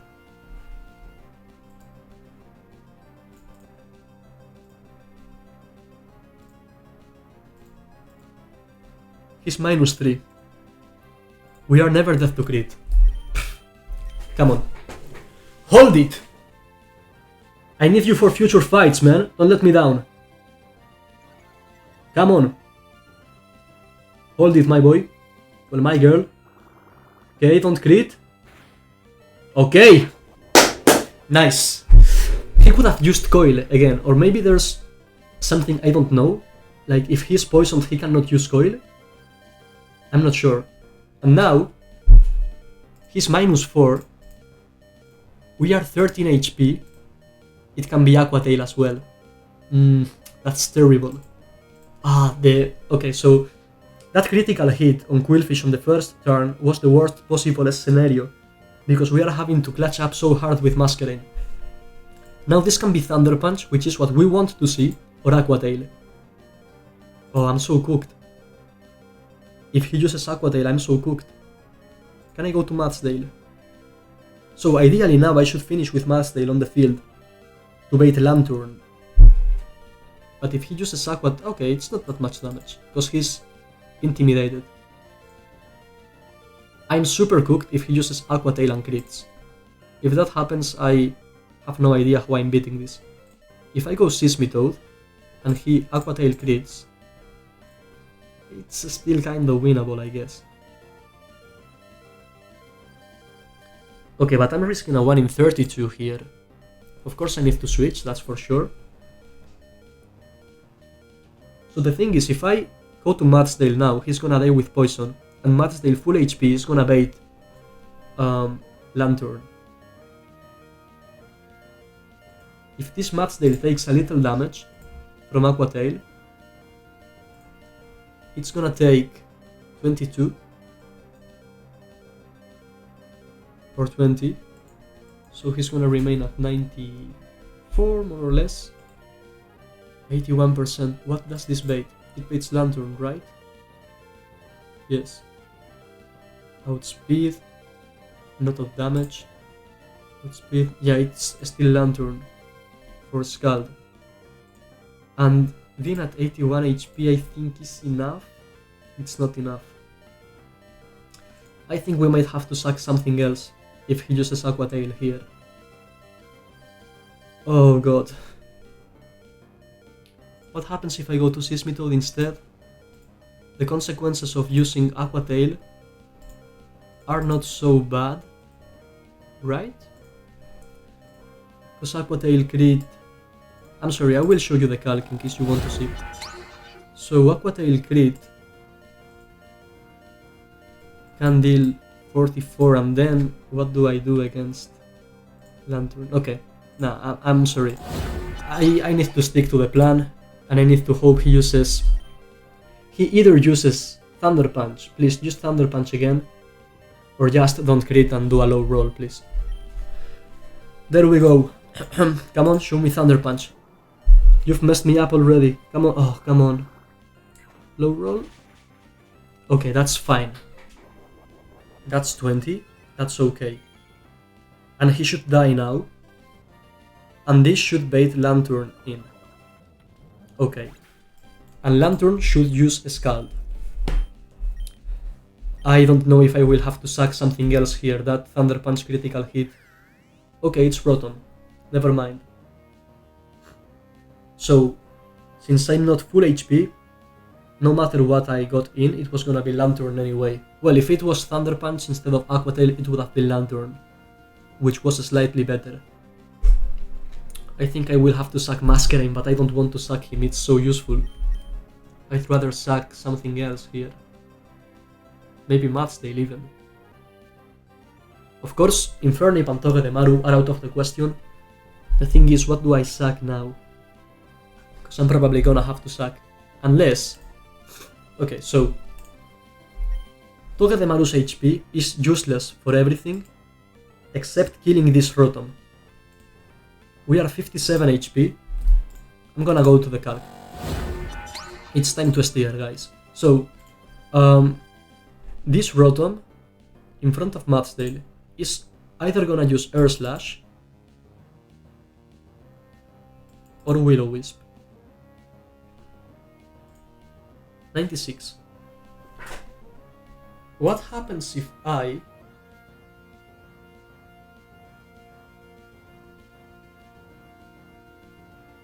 What happens if I smack him down while he... No, he can burn me. I don't have a Roast Berry. If he burns me, then Matstail is useless for the rest of the fight and he can't even kill the Rotom. I cannot stay with Matstail in. Infernape is full HP still. Infernape, that means he's never dead to Dragon Breath critical hit.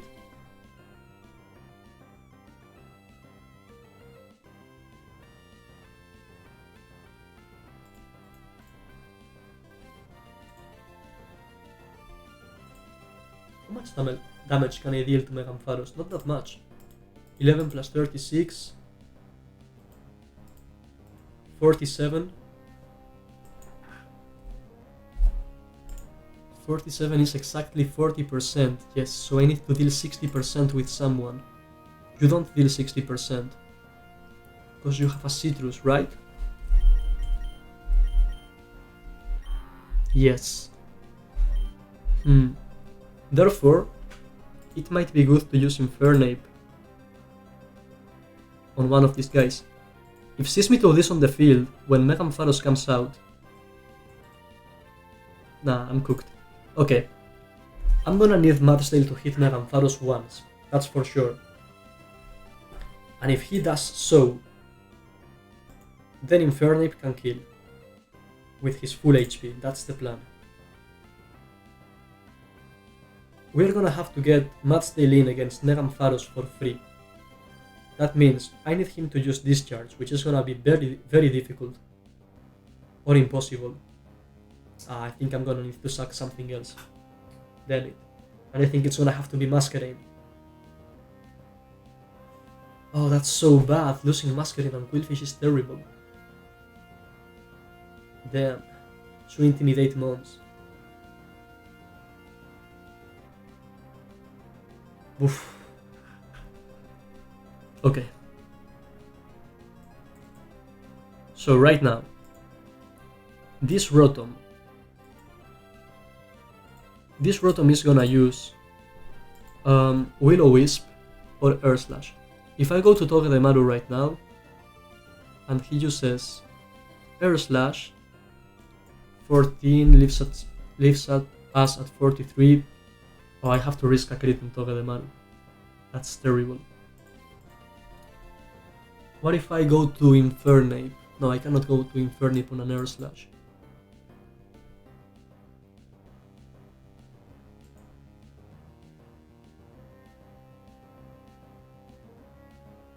$96. Do I leave a critical hit with 96 HP? Yes, always. Except for the max critical roll. I need Seismitoad. What do I need Seismitoad for? For the Lantern, right? Yes. And what else?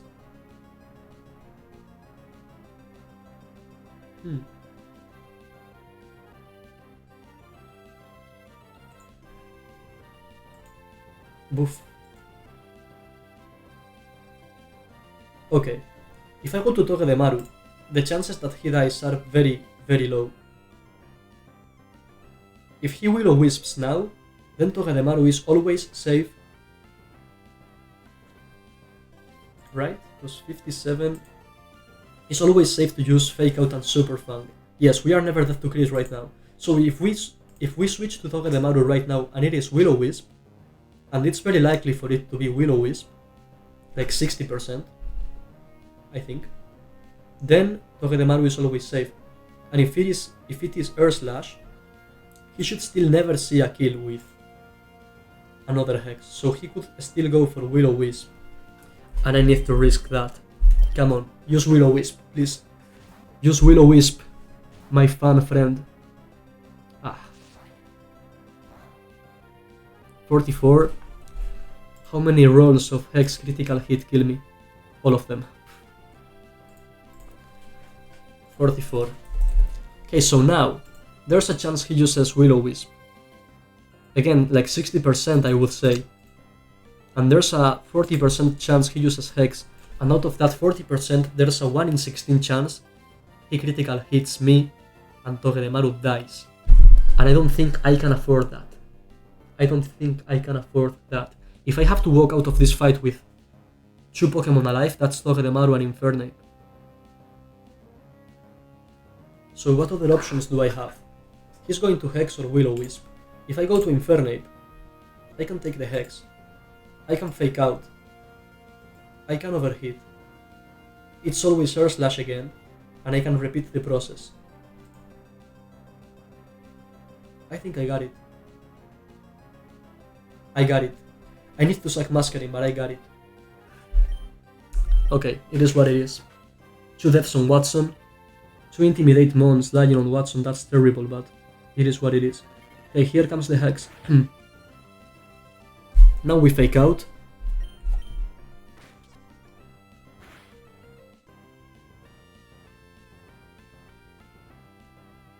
Oh no, this doesn't work, I think. Okay, cause he's going to Air Slash now.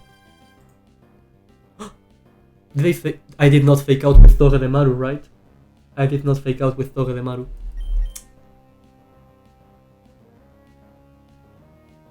Damn it. That might be very punishing right now, because 11... Oh sorry, am I showing the game? Okay. Because 11 plus 920 plus other 20, 40, 40 plus 49 was almost always a kill, but not that... Okay, but I critical hit the Fake Out, at least. Damn it. So, Air Slash critical hit on Togedemaru right now deals 22 and never kills. Lives at 22. So this can be Discharge or Hex. Can I afford this?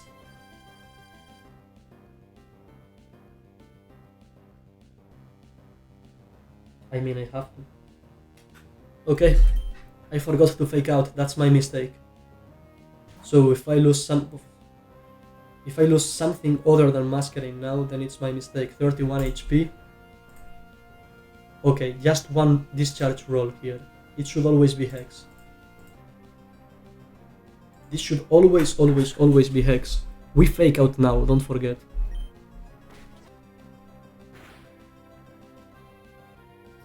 That's not good. Okay, the chances that we can kill this with Infernape right now are very low. 84. So 84. Okay, let's think. Hold on a second. Let's think. 84. So what are the odds that we can kill this Rotom? We dealt 9 with Fake Out plus critical hit Fake Out, right? Infernape trying to get us through this fight. 9 plus 17, 26. 26. That's 64.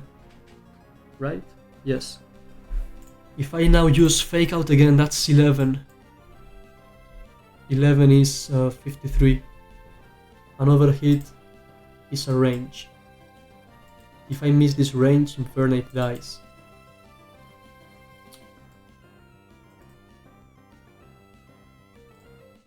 Okay, I'm going to calc the exact pixels this guy has.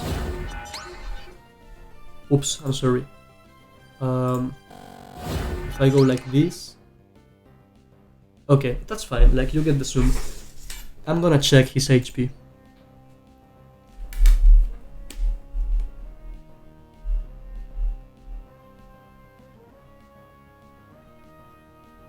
He's got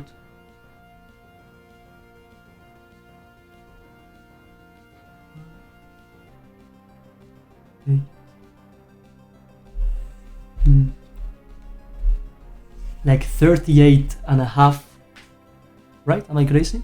Hold on.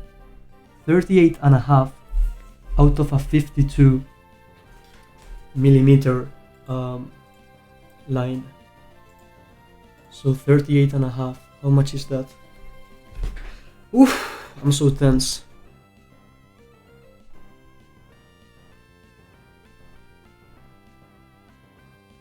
He's 75% HP. 75. 75%. Someone wrote something here? No, just spam. Oh, so he's 67 HP. Exactly 67. Does that fit? So he took, let's say, 18 from the Fake Out, probably. So 67 plus 18, 85. No, he should have taken more.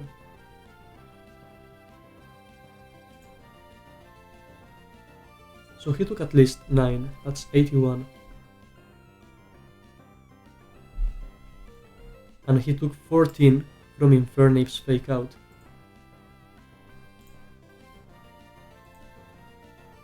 How is that possible? Maybe it was not a crit? Maybe it was not a crit, maybe I just read the message that he flinched. Anyway, he's 67 HP. If I fake him out again, that's gonna be at least 12. That's 55.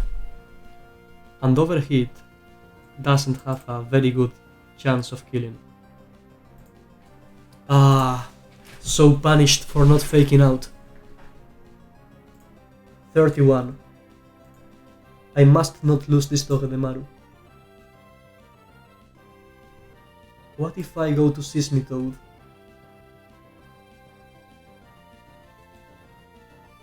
Then I take a lot of hits. I take many hits.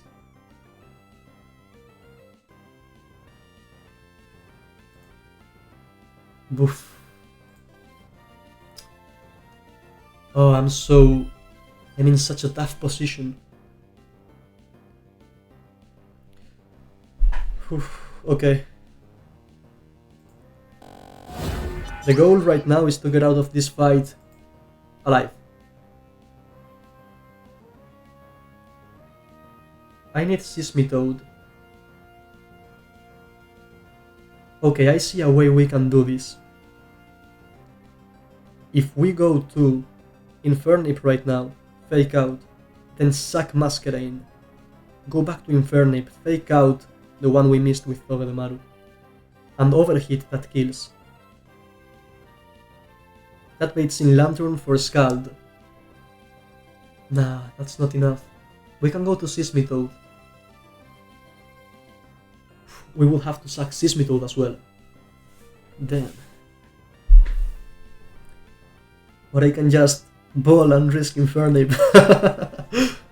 We can hope Infernape gets a fake out critical hit or he just hits the range with overhit.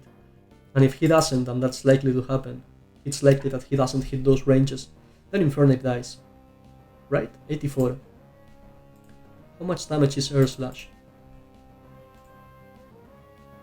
Oh, damn, it's a lot. Yeah, it's always dead. No matter the roll, if we don't hit the ranges, he's dead.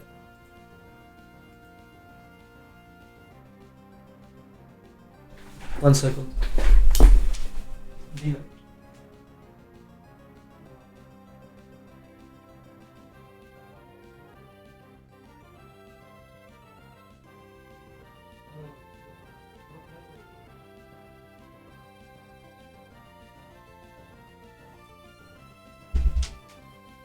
Oof. Okay.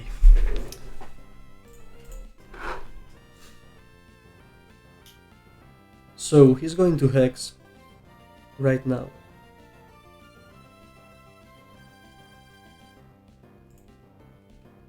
If I go to Sismitoad, take the Hex, then he can flinch me with Air Slash. I think the only play right now is go to Infernape and fake out. Okay, worst case scenario, we lose 3 Pokemon here, but we make it alive. Make it out alive.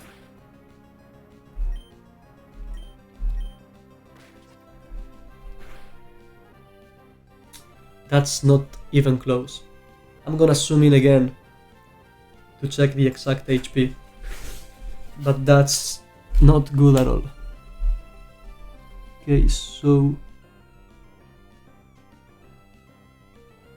32 in a 52 millimeter line. 32.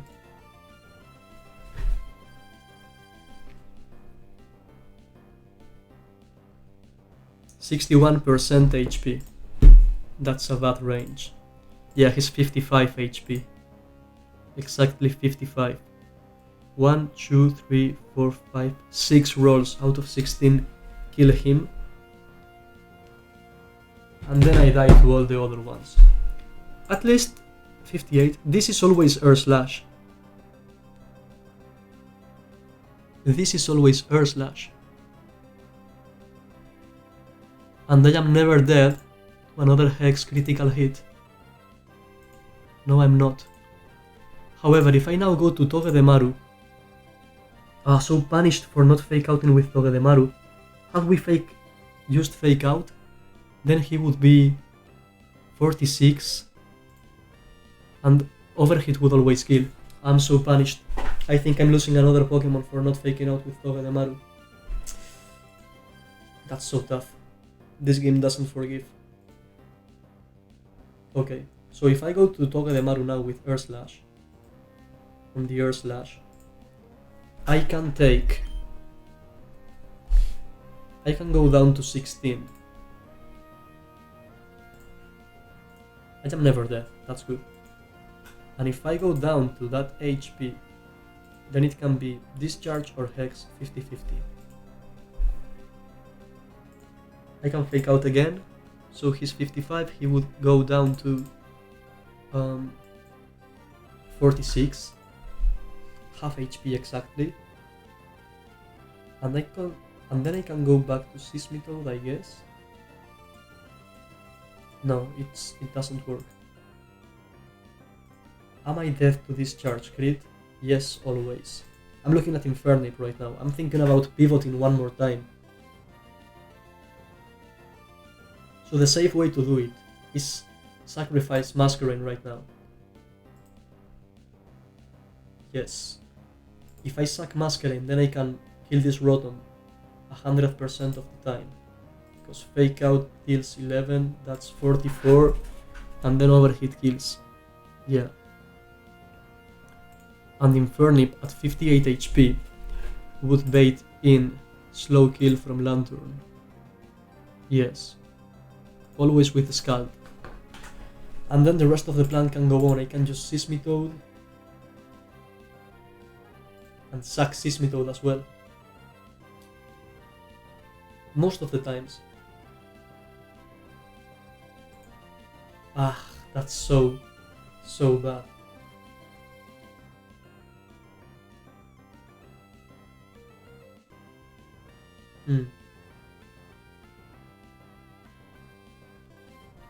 What if I go to Matsdale now? On the Air Slash? Useless. I think I need to go to Togedemaru, 100%. Because it's not gonna be doing any other thing in this fight. He's never dead, don't worry. We fake him out again. 18 HP on Togedemaru.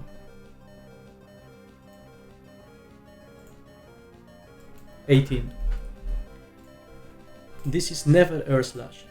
It can be Hex or Discharge. 50-50. If I go back to Infernape, I am never dead to Hex, no matter what. And we can kill the Rotom. I am never dead to normal rolls of Discharge. But I am dead to every single roll of Discharge. Critical hit roll. So I can risk the 50-50, go to Infernape. If we see Hex, we are fine. If we see Discharge, I need it not to be crit. So it's a 1 in 32 that we lose Infernape here. 1 in 32 of losing Infernape. Or I sacrifice Masquerade.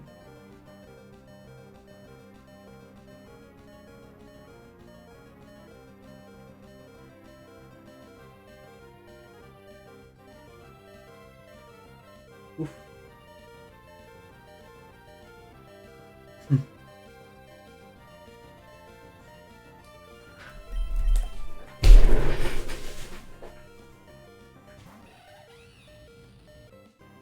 Okay, nice.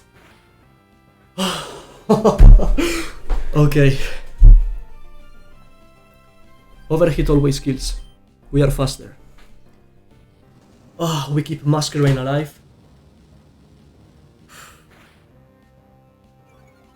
And this is always Lantern. For either a Scald or Discharge.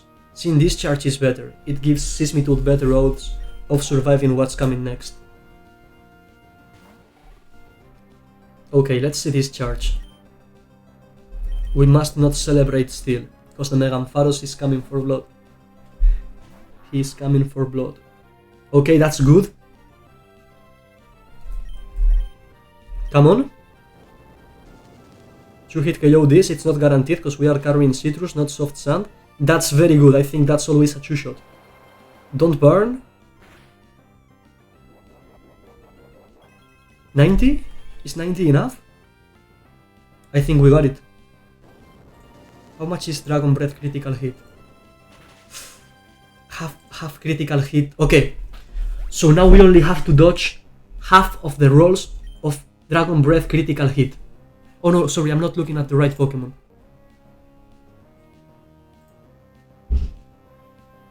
Yeah. 1, 2, 3, 4, 5. So... damn it. 11 critical hit rolls killed right now. I think I'm gonna have to sack something.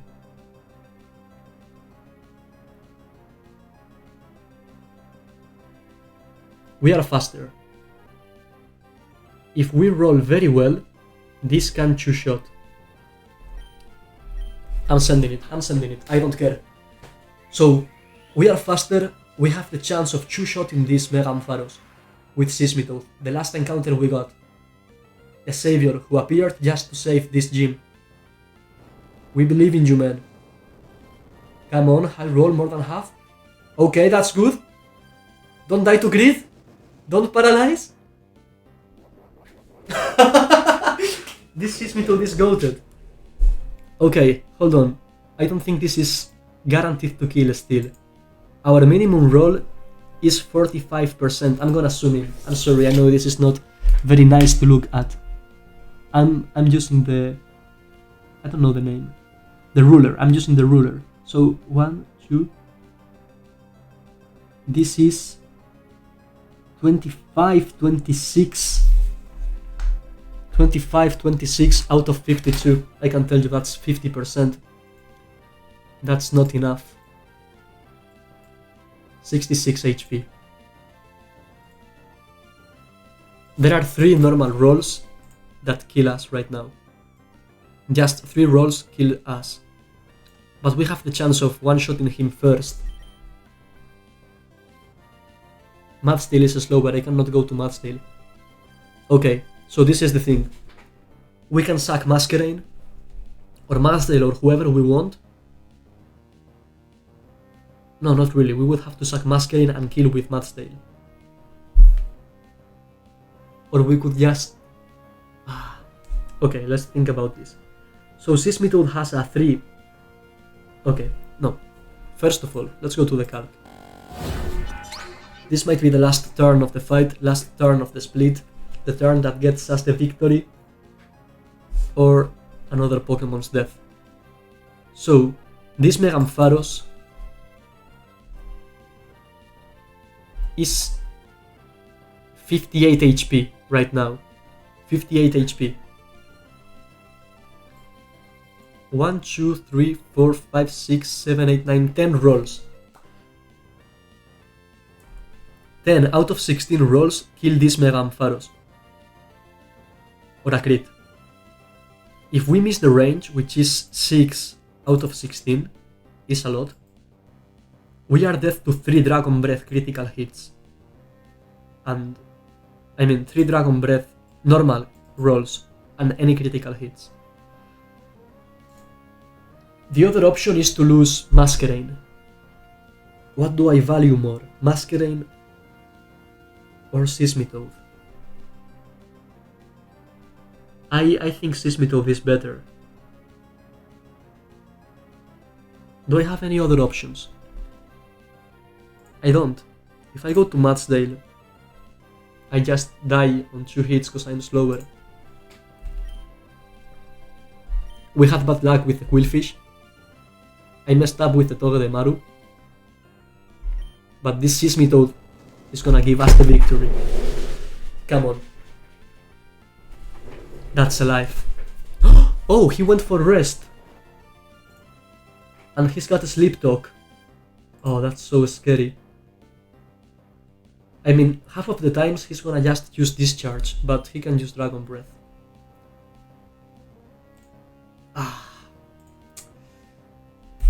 I don't have an option.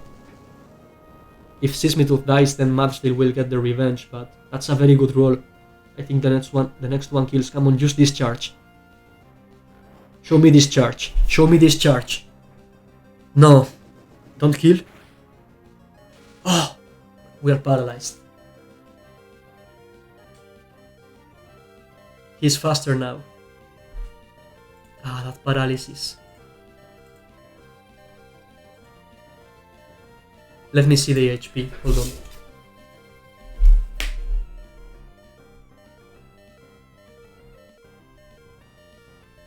One, 2. Okay. That's definitely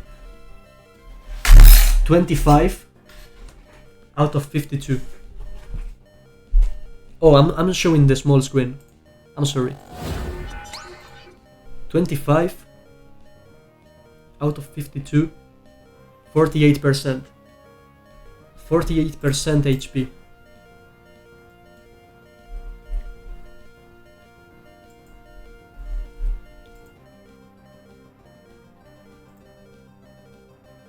It's the same roll. 10 out of 16 to kill. Now it's either gonna be Dragon Breath or Discharge. I think the moment has come. I think we need to sack Masquerain here and just get Matchdale in. This Matchdale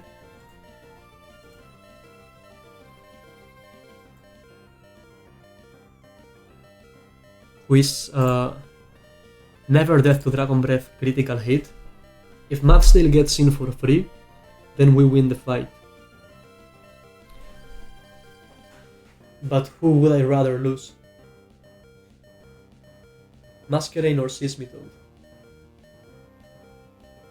I think I'm gonna need Seismitoad more than Masquerain. What times Grass weakness is very useful, but so is what times Grass resist, Fighting resist, and Intimidate.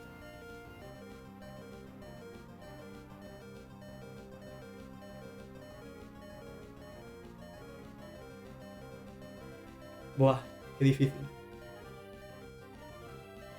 If we stay in with Seismitoad right now, he's got a 50% chance of using Discharge. And we might move, and if we move, we might kill. If we decide we want to sack Seismitoad, then there's no reason not to stay in.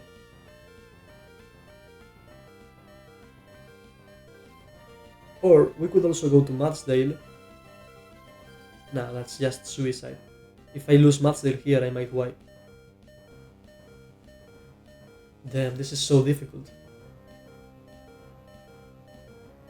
And it would have been such a pretty line if we didn't get crit on Quillfish. So that's the brutality of this game. Just one critical hit on the wrong fight destroys your line, and then you find yourself on this spot.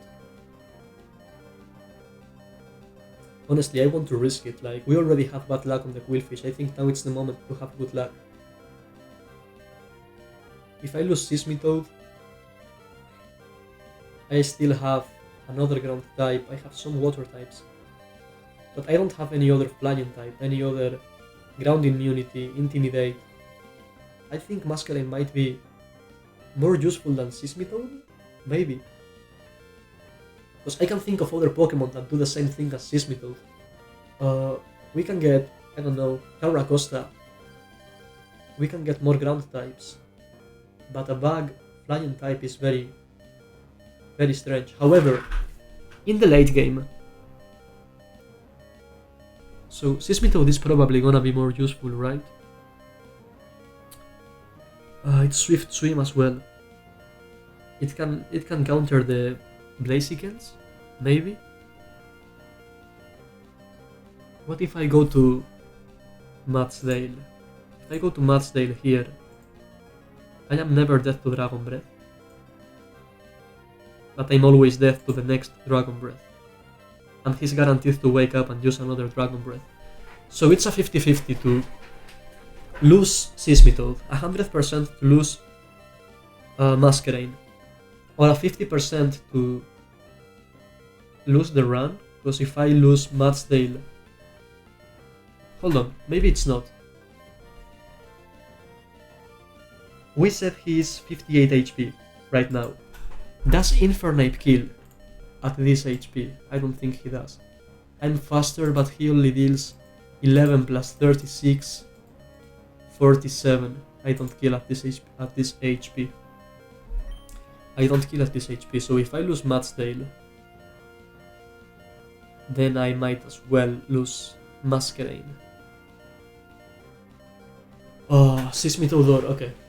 Seismitoad or Masquerain, that's the question.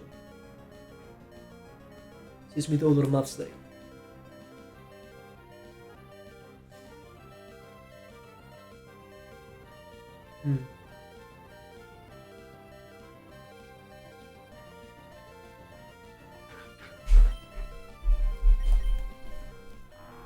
Impish. Impish is very good. 23, 30.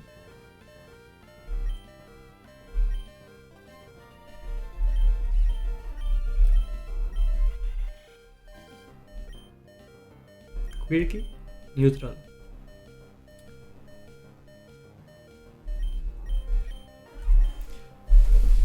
I'm gonna look at the stats. I want to know who has the highest base stats.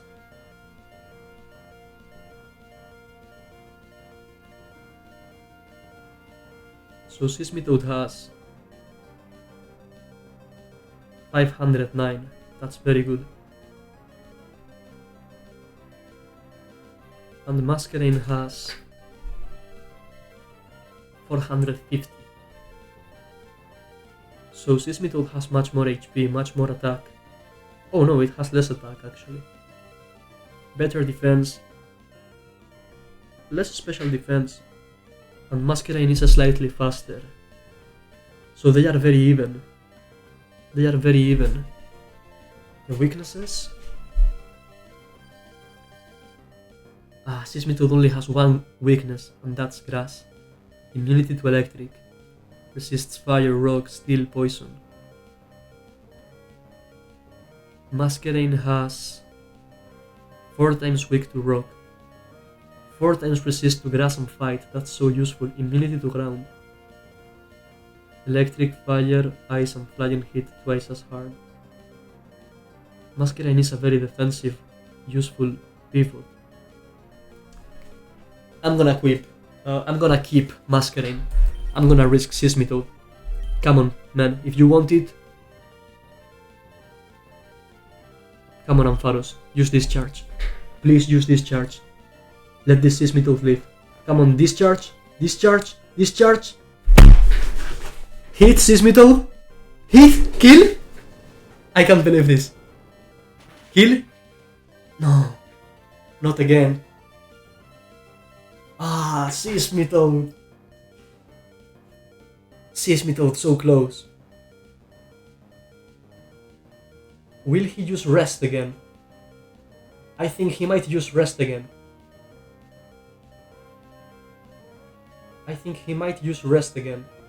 I don't care. I'm sending it. If he uses rest again, I think Matzdale can kill this guy. Use rest. We fucked up, guys. I think we might have wiped here. Because he always sees a fast kill with Dragon Breath. Okay, we did not wipe, but we are definitely losing 2 Pokemon now. So we sack Masquerain. Oh no, hold on. How much HP does he have? We just lose 1 Pokemon now. So it's the same. I can still choose to lose Sismitoad or Masquerain. It's fine. We don't have any priority moves, right? That's so sad. But he's forced to go for the fast kill with Dragon Breath. Sadly, all of my Pokemon are dead to Dragon Breath. Yeah, no exception. So one of them is dead. Now we have to choose who. I was going to sack Sismitoad. But honestly, that was also because I thought he had a chance of surviving. I'm never switching Infernape or Togedemaru in. I could let Matzdale die.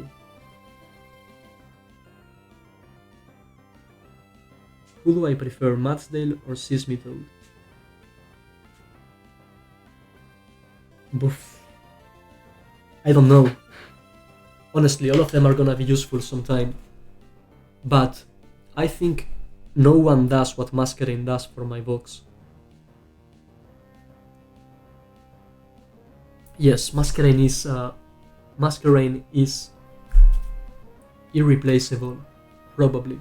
Maybe I'm overestimating it. Maybe it's not gonna be that good. Let me check Matzdale's stats and like weaknesses and those things.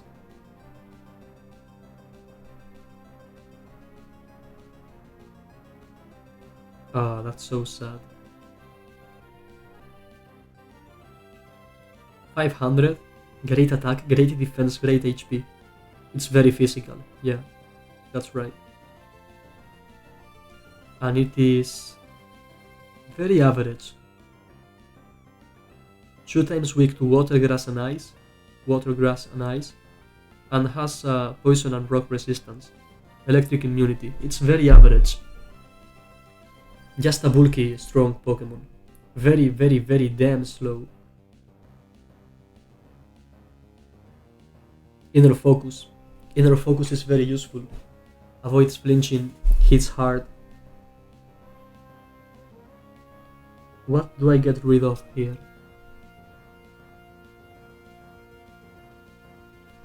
Never Infernape, never Togedemaru. It's one of the three guys. I have many water types, and they have 2 ground types. I'm going to the normal gym right now. There will certainly be Pokemon using close combat and fighting type moves, and Masquerain will probably be useful there. I know for a fact I can also get more ground types later on. I'm gonna check. Let's check the locations for a second. So if I go here, okay, so we are gonna get the fossil. We are gonna get Altering Cave. Doesn't really have ground types in it other than Numel. We are not gonna be getting this yet, nor this, because we have to fish for Timple or Palpitoad. Mirage Tower has some other ground types, I think. Flying types.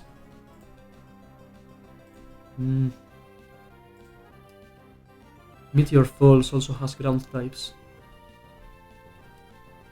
Come on, man.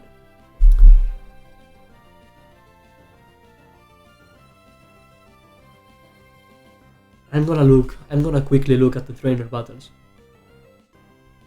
So, in the normal split, let's see if Masquerain would do fine against any of this. So, I'm seeing this fight. The fight against this Luxray, Braviary, and I know Mudsdale would be good here.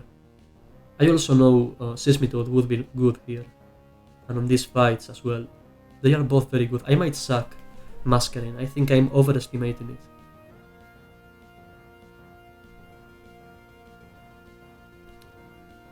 Okay, this fight... Like, in this fight, I'm gonna need 2 ground types. Probably. Yeah.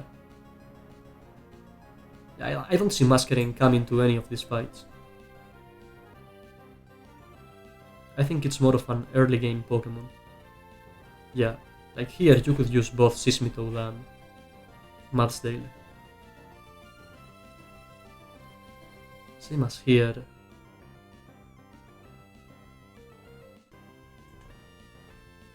Okay. Yeah, definitely, okay. I'm going to sack Masquerain.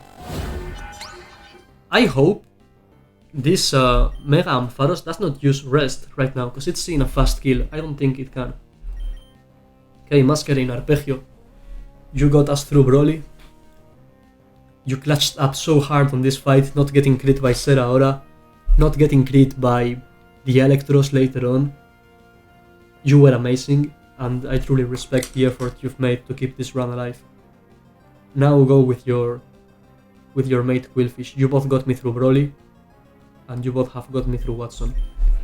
With your soul and blood. Goodbye now.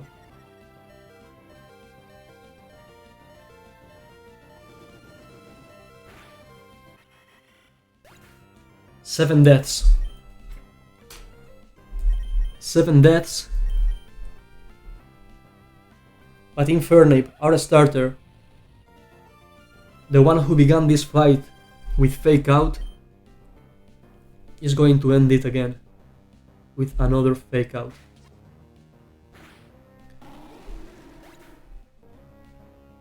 And there goes Watson. That's the 3rd gym done. We got 2 more deaths. 1 death on Broly, 2 deaths on Roxanne, 2 more deaths on Watson. This is ruthless. This is merciless. And we lost 2 Intimidate Mons. 1 Flying type, 1 Water type, who were weak to these electric attacks, so it makes sense that they are gone. and the only survivors are Infernape, who is too strong to ever die here. The two ground types, who I hope will carry on in the future. This Seismitoad, who hanged on like a monster, surviving 2 Dragon Breaths, summoning 1 Discharge, that could have been a Dragon Breath and it could have killed him, and he's still here. This Tulipan is gonna be good, I know for a fact. Togedemaru, who we still need and is gonna remember these fallen comrades. So that's it. We finished the 3rd split of the game. I was hoping we could do this deathlessly, but this game doesn't allow. 7 deaths. This box is slowly filling.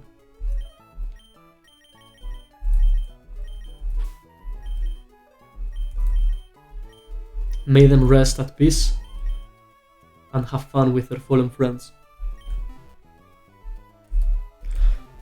So now we have a new level cap. We have new trainers to fight, but I think in this split there won't be many new encounters to get, so we are just stuck here with a box getting smaller and smaller, but we push forward, we don't surrender. I still believe any run can win, despite being crit on the one turn that we needed not to get crit. Despite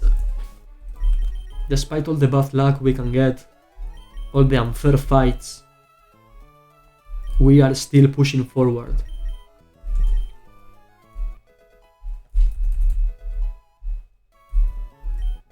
This Tulipan is still alive. This Rocinante is still alive. Togedemaru is still alive, and until all of them are dead, we are not going to give up. Not until the last Pokemon dies, even if it's Hatina. Okay, we wanna keep Bulldoze for speed control, so we get rid of Bath Tantrum. Loki can smack down for coverage.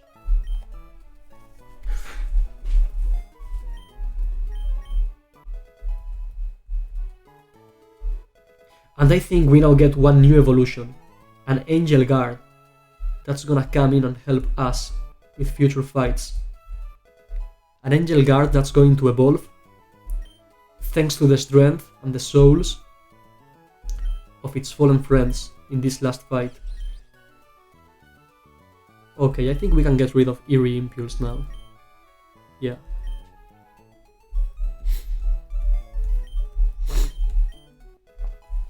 One new Pokemon, someone who's been waiting to come to the game, but can finally enter the party. Okay, let me look at it 1 second.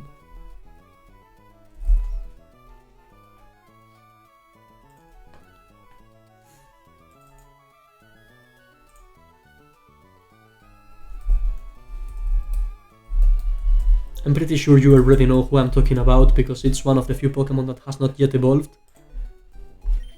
But despite not having evolved, because we didn't allow her, she came to the gym and she helped us with the fight. I'm talking, of course, about Botho, Hatina. This Gurdur can't evolve yet, but he's so close, and he's going to avenge all his fallen teammates. Okay, so this Hatina, when are we going to evolve her? So she evolves at level 38, and we are gonna need her for the rival fight, probably, I guess. There's no point in delaying, because it's not gonna learn Psychic anyway until level 45, so we're just gonna have to get Psyshock at level 25th. We're also gonna get Psycho Cat at level 38, that's Singlim at level 34.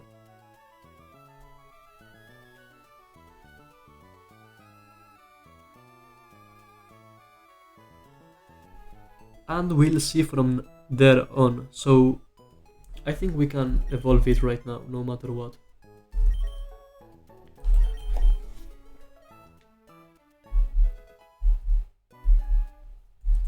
I am not going to evolve it so that it learns Psyshock right now, just because I want it to be a Hatina with Psyshock.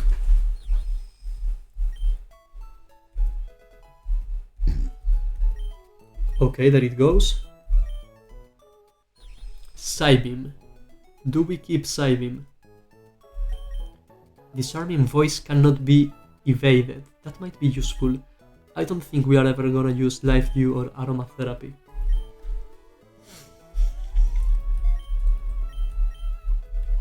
It also has Synchronize, but the nature was not good. Okay, so now we evolve it because it's gonna learn that Singlim anyway, as well as Psycho Cat. Yeah, that's fine. And there's nothing else we want. Okay.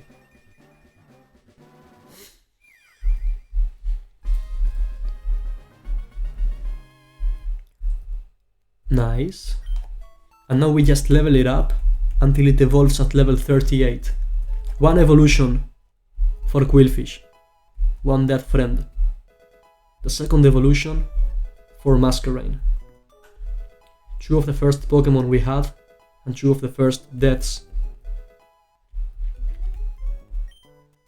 Quillfish was so unlucky. Okay, I need this. So this does physical damage, this does special damage. They are different, so I'm gonna take out Life View. And Psycho Cat is a physical move. Hold on. Because I'm pretty sure Hatrem just has a special attack, right? Yeah, no physical attack at all. And oh, is it? Yeah, it is. It's going to be our first fairy type. Oh, this would have been so useful for the Mega Ampharos. It would have been free. But we did not get it. We could not get it until now. Level 38. If we had saved 3 candies, then we could have gotten this. But not Infernape. And we would have had lots of trouble in the previous gym fights. Hatterene. With the hat. Okay, Psycho Cat is special, it's physical. Why would I want this? Why would I want this? Because Hatterene only has special attack, right? I am not dreaming, let me check.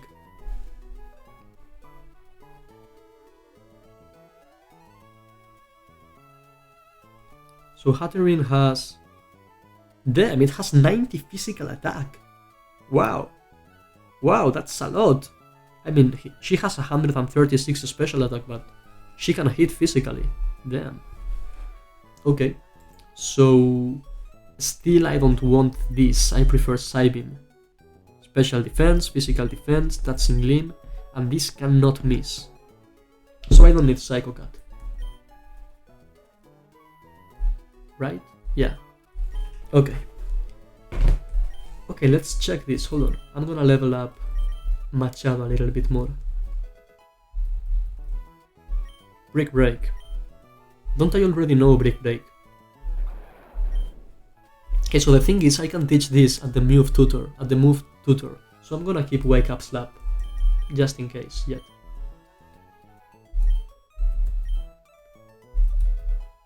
Okay. Let's compare the stats, just out of curiosity.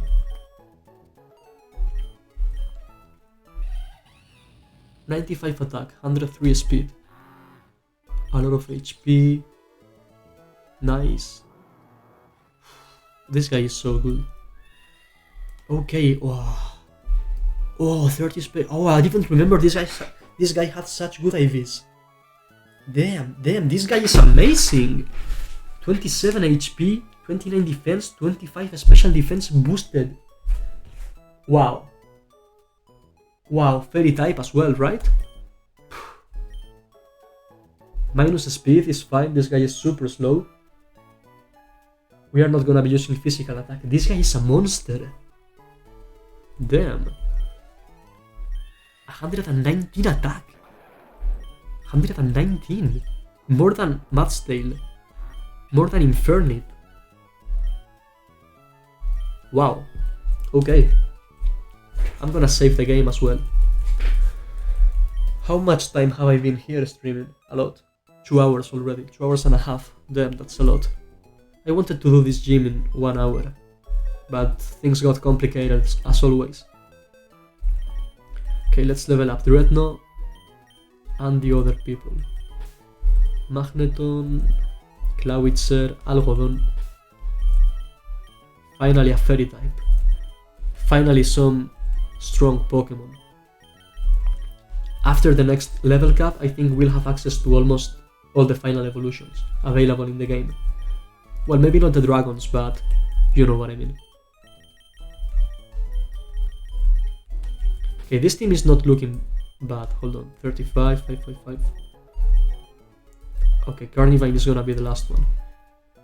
But we are gonna struggle so much through this next split of the game with 2 less Pokemon in our team. Va a estar jodido, la verdad. Okay, Peluche, there you go. Rock Slide, that's amazing. But Rock Tomb is super good. I think I'm gonna quit Snarl. Sucker Punch, Path Tantrum, yeah, Snarl is going out. Cause I want the speed control. It's gonna be very useful on this Matzdale. I mean, Click and Rock.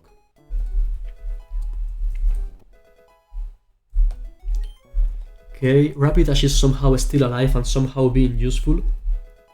I mean, it's our second fire type. It would have been the only fire type if I didn't have Infernape.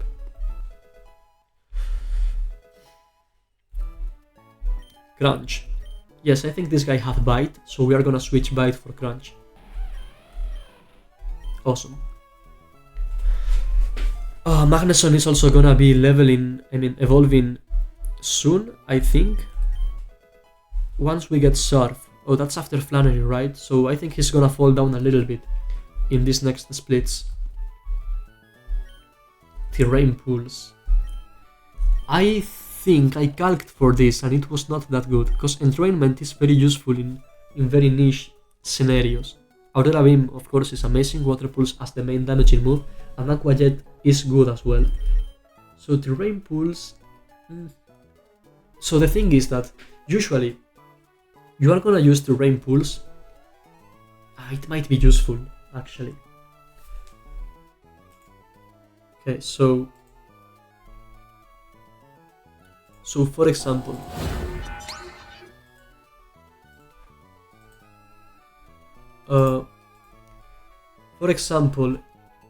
in the rival fight, there is a Psychic Surge all the time, which means we can hit a Psychic type move very strong. And that might actually be useful against Hawlucha or Tsarina. Let's look at the calc. So if we have this Clawitzer with Terrain Pulse, 96, level 38, right, in the Psychic Terrain, because it's the Psychic one, isn't it? Yeah. So, for example, against the Blaziken, no, there's no Blaziken, sorry, the Hawlucha, because, hold on, Blaziken. Here, I'm not gonna have this fight, because I picked up Chimchar, so I'm gonna be facing this fight. Against Tsarina, I am slower and I die. Against Hundum, I am slower and I die, it's always the same. Against Hawlucha, I am slower and I die, but Terrain Pulse would one-shot. Huh. I have no clue how I'm beating this fight.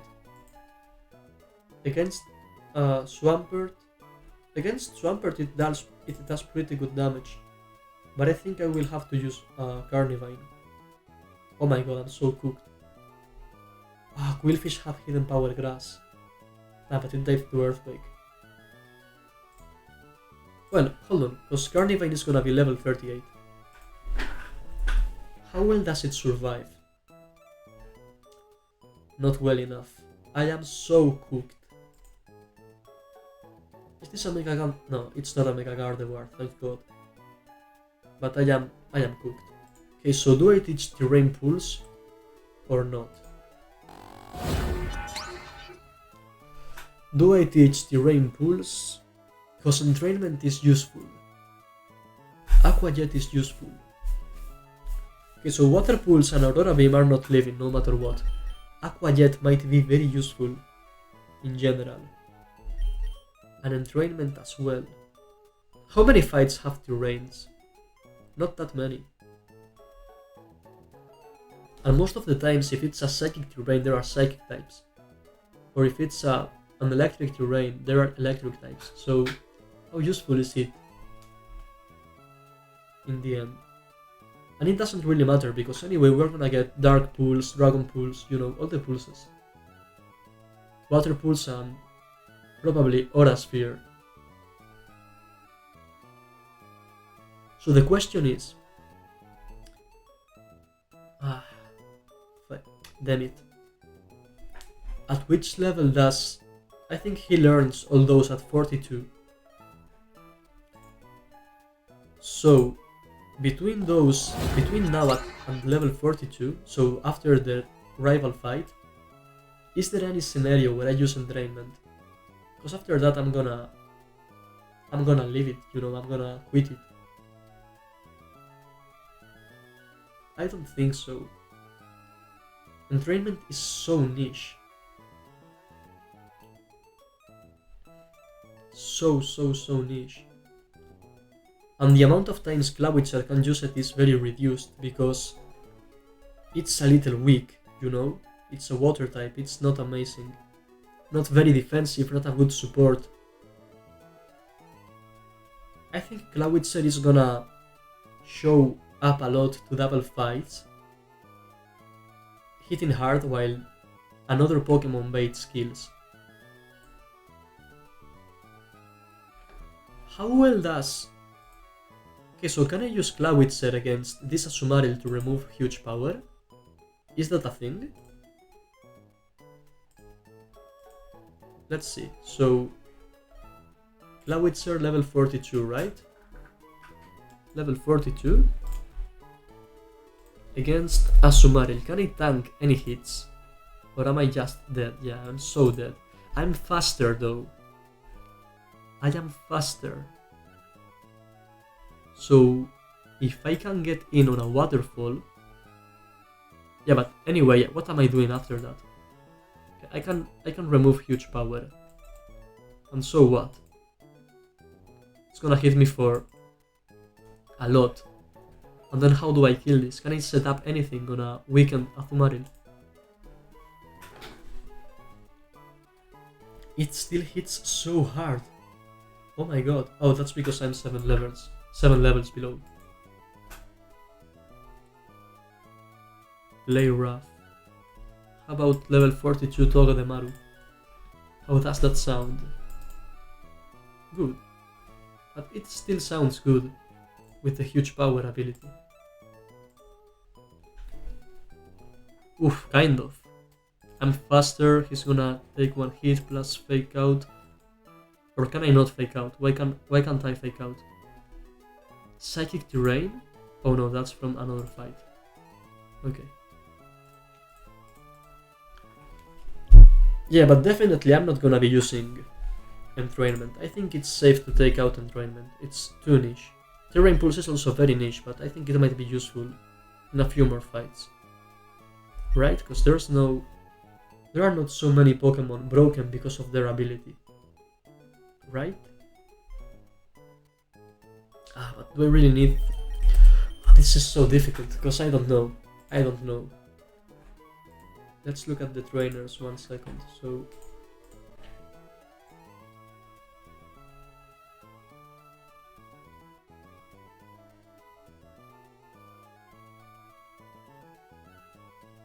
Usually you don't have the time to remove the ability.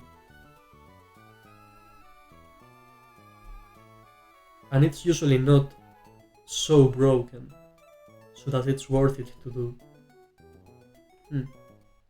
O sea, lo que digo es que quitar la habilidad del rival puede estar muy bien, pero las situaciones en las que lo haces son muy limitadas. Y la mitad de las veces o no te da tiempo a hacerlo porque te matan, o no merece la pena porque la habilidad no es tan buena y simplemente es mejor meter otro Pokémon y pegar. Quiero decir que tirar entrainment es muy niche, muy nicho.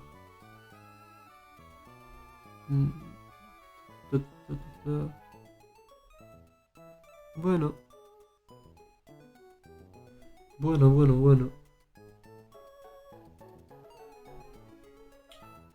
Ya. Quitar Pure Power puede estar muy bien, sí. No tengo ni idea. Mira. Okay, so I've decided I don't want Terrain Pulse. I think entrainment is very niche, but there might be some situations where I need entrainment. Because the enemy ability is so broken, I would need to remove it. And there are not many Pokemon who can do that. And on the other hand, Terrain Pulse, it's not so special, it's just a hitting move. Electro Wave. That's useful. That's a rechargeable TM, I know that. So I might not want it, because Screech I want. Screech is so good. Mirror Shot I need. And then Shockwave. Let me see, Shockwave is also a rechargeable TM.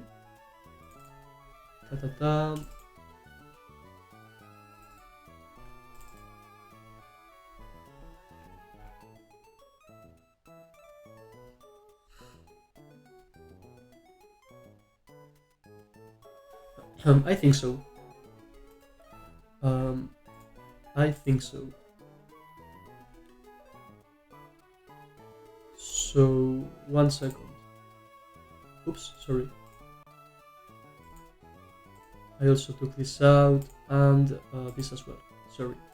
Okay. I'm going to check if Shockwave is rechargeable.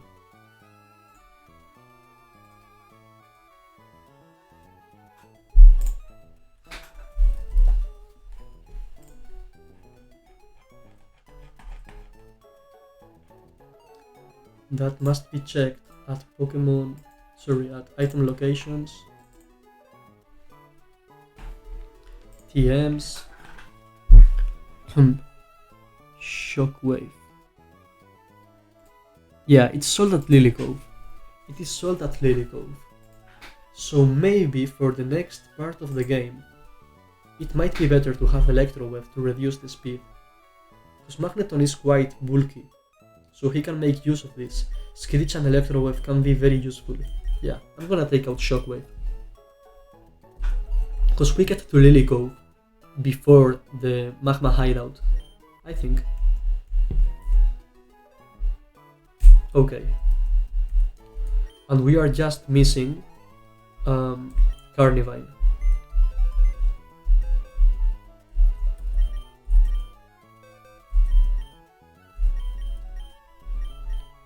I'm gonna take this citrus berry.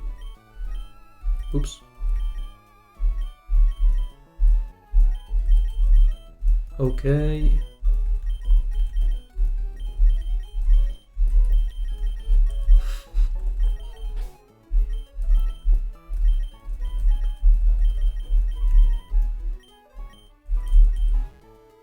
Level 38. We are getting there, guys. We are getting there. Level up the Carnivine, the only grass type we have, and somehow he's still making up for all the others. Level him up, export this new team to the calculator, and I'm gonna leave here. I'm gonna stop playing Synthesis. That's very interesting.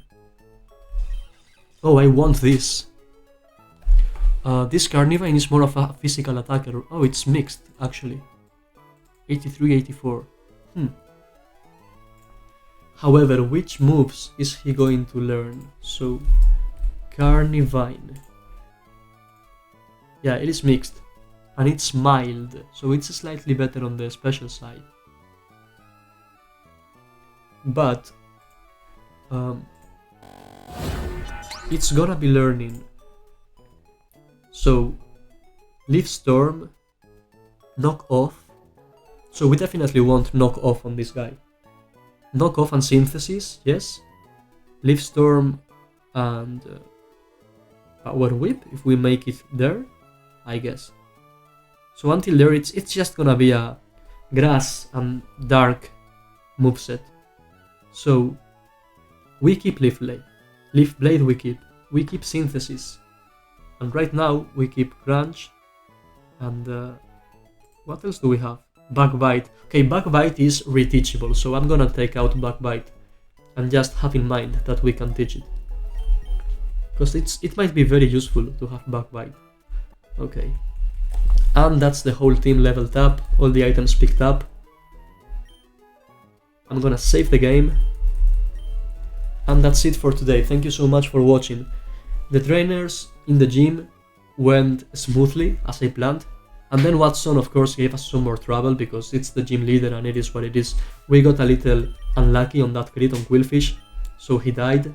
Then we have to sack Masquerade because things didn't go quite according to plan, but I cannot complain because we were very lucky. This Seismitoad survived crazy things. And then Togedemaru as well. Infernip was never at risk, but honestly things went out pretty well. Taking into account what could have happened, I think we got out of there fairly okay. I'm gonna leave Rapidash there. And we have 13 Pokemon right now, of a quite healthy variety of types. No Flying type anymore, no Poison type anymore. But at least we got a Fairy type. And I decided that it was better to keep 2 ground types, because these are just brutally strong Pokemon, you know? Quillfish and Masquerain were very useful, to be honest. They were specialists. They were gonna be amazing for certain enemy Pokemon trainers, and they would have been very good for certain fights. However, I think overall, Mudsdale and Seismitoad will be good on many more fights. They are not specialists, they are just good Pokemon, and since we have such a little box, I think that's what we need right now. So that's it for today. Thank you for watching. I won't be playing for a while because I need to study for my exams. This was my rest day, and I truly rested. I'm very happy with the outcome. I'm feeling very with new energy. I feel like my energy has returned a little bit, and I am not even going to look at the calc because this is very energy consuming. This game is so demanding. So that's the box. That's how we are doing so far. 7 deaths, 3 badges. I will upload I will update the overlay here, place the new bag and the new badge and everything. And so that's it. Thank you for watching. If this is helpful for anyone, then I'm glad I'm uploading it. Also, this is gonna help me improve my English a little bit, I guess, because overall I think I'm getting more and more fluent. Despite it's very difficult to speak fluently while thinking about the numbers and the probabilities, I'm just thinking about the game, and it would be difficult to comment on a game on my own language, on my mother tongue, so imagine doing it on English. It's difficult. Okay, anyway, that's it. Save the game. I hope you are happy, I hope you are in peace with yourselves and living a good life. Enjoy the people around you. I'm gonna go talk to my family now because I've been here for 3 hours. It's not healthy. It is not healthy. So, bye bye. Thank you for watching.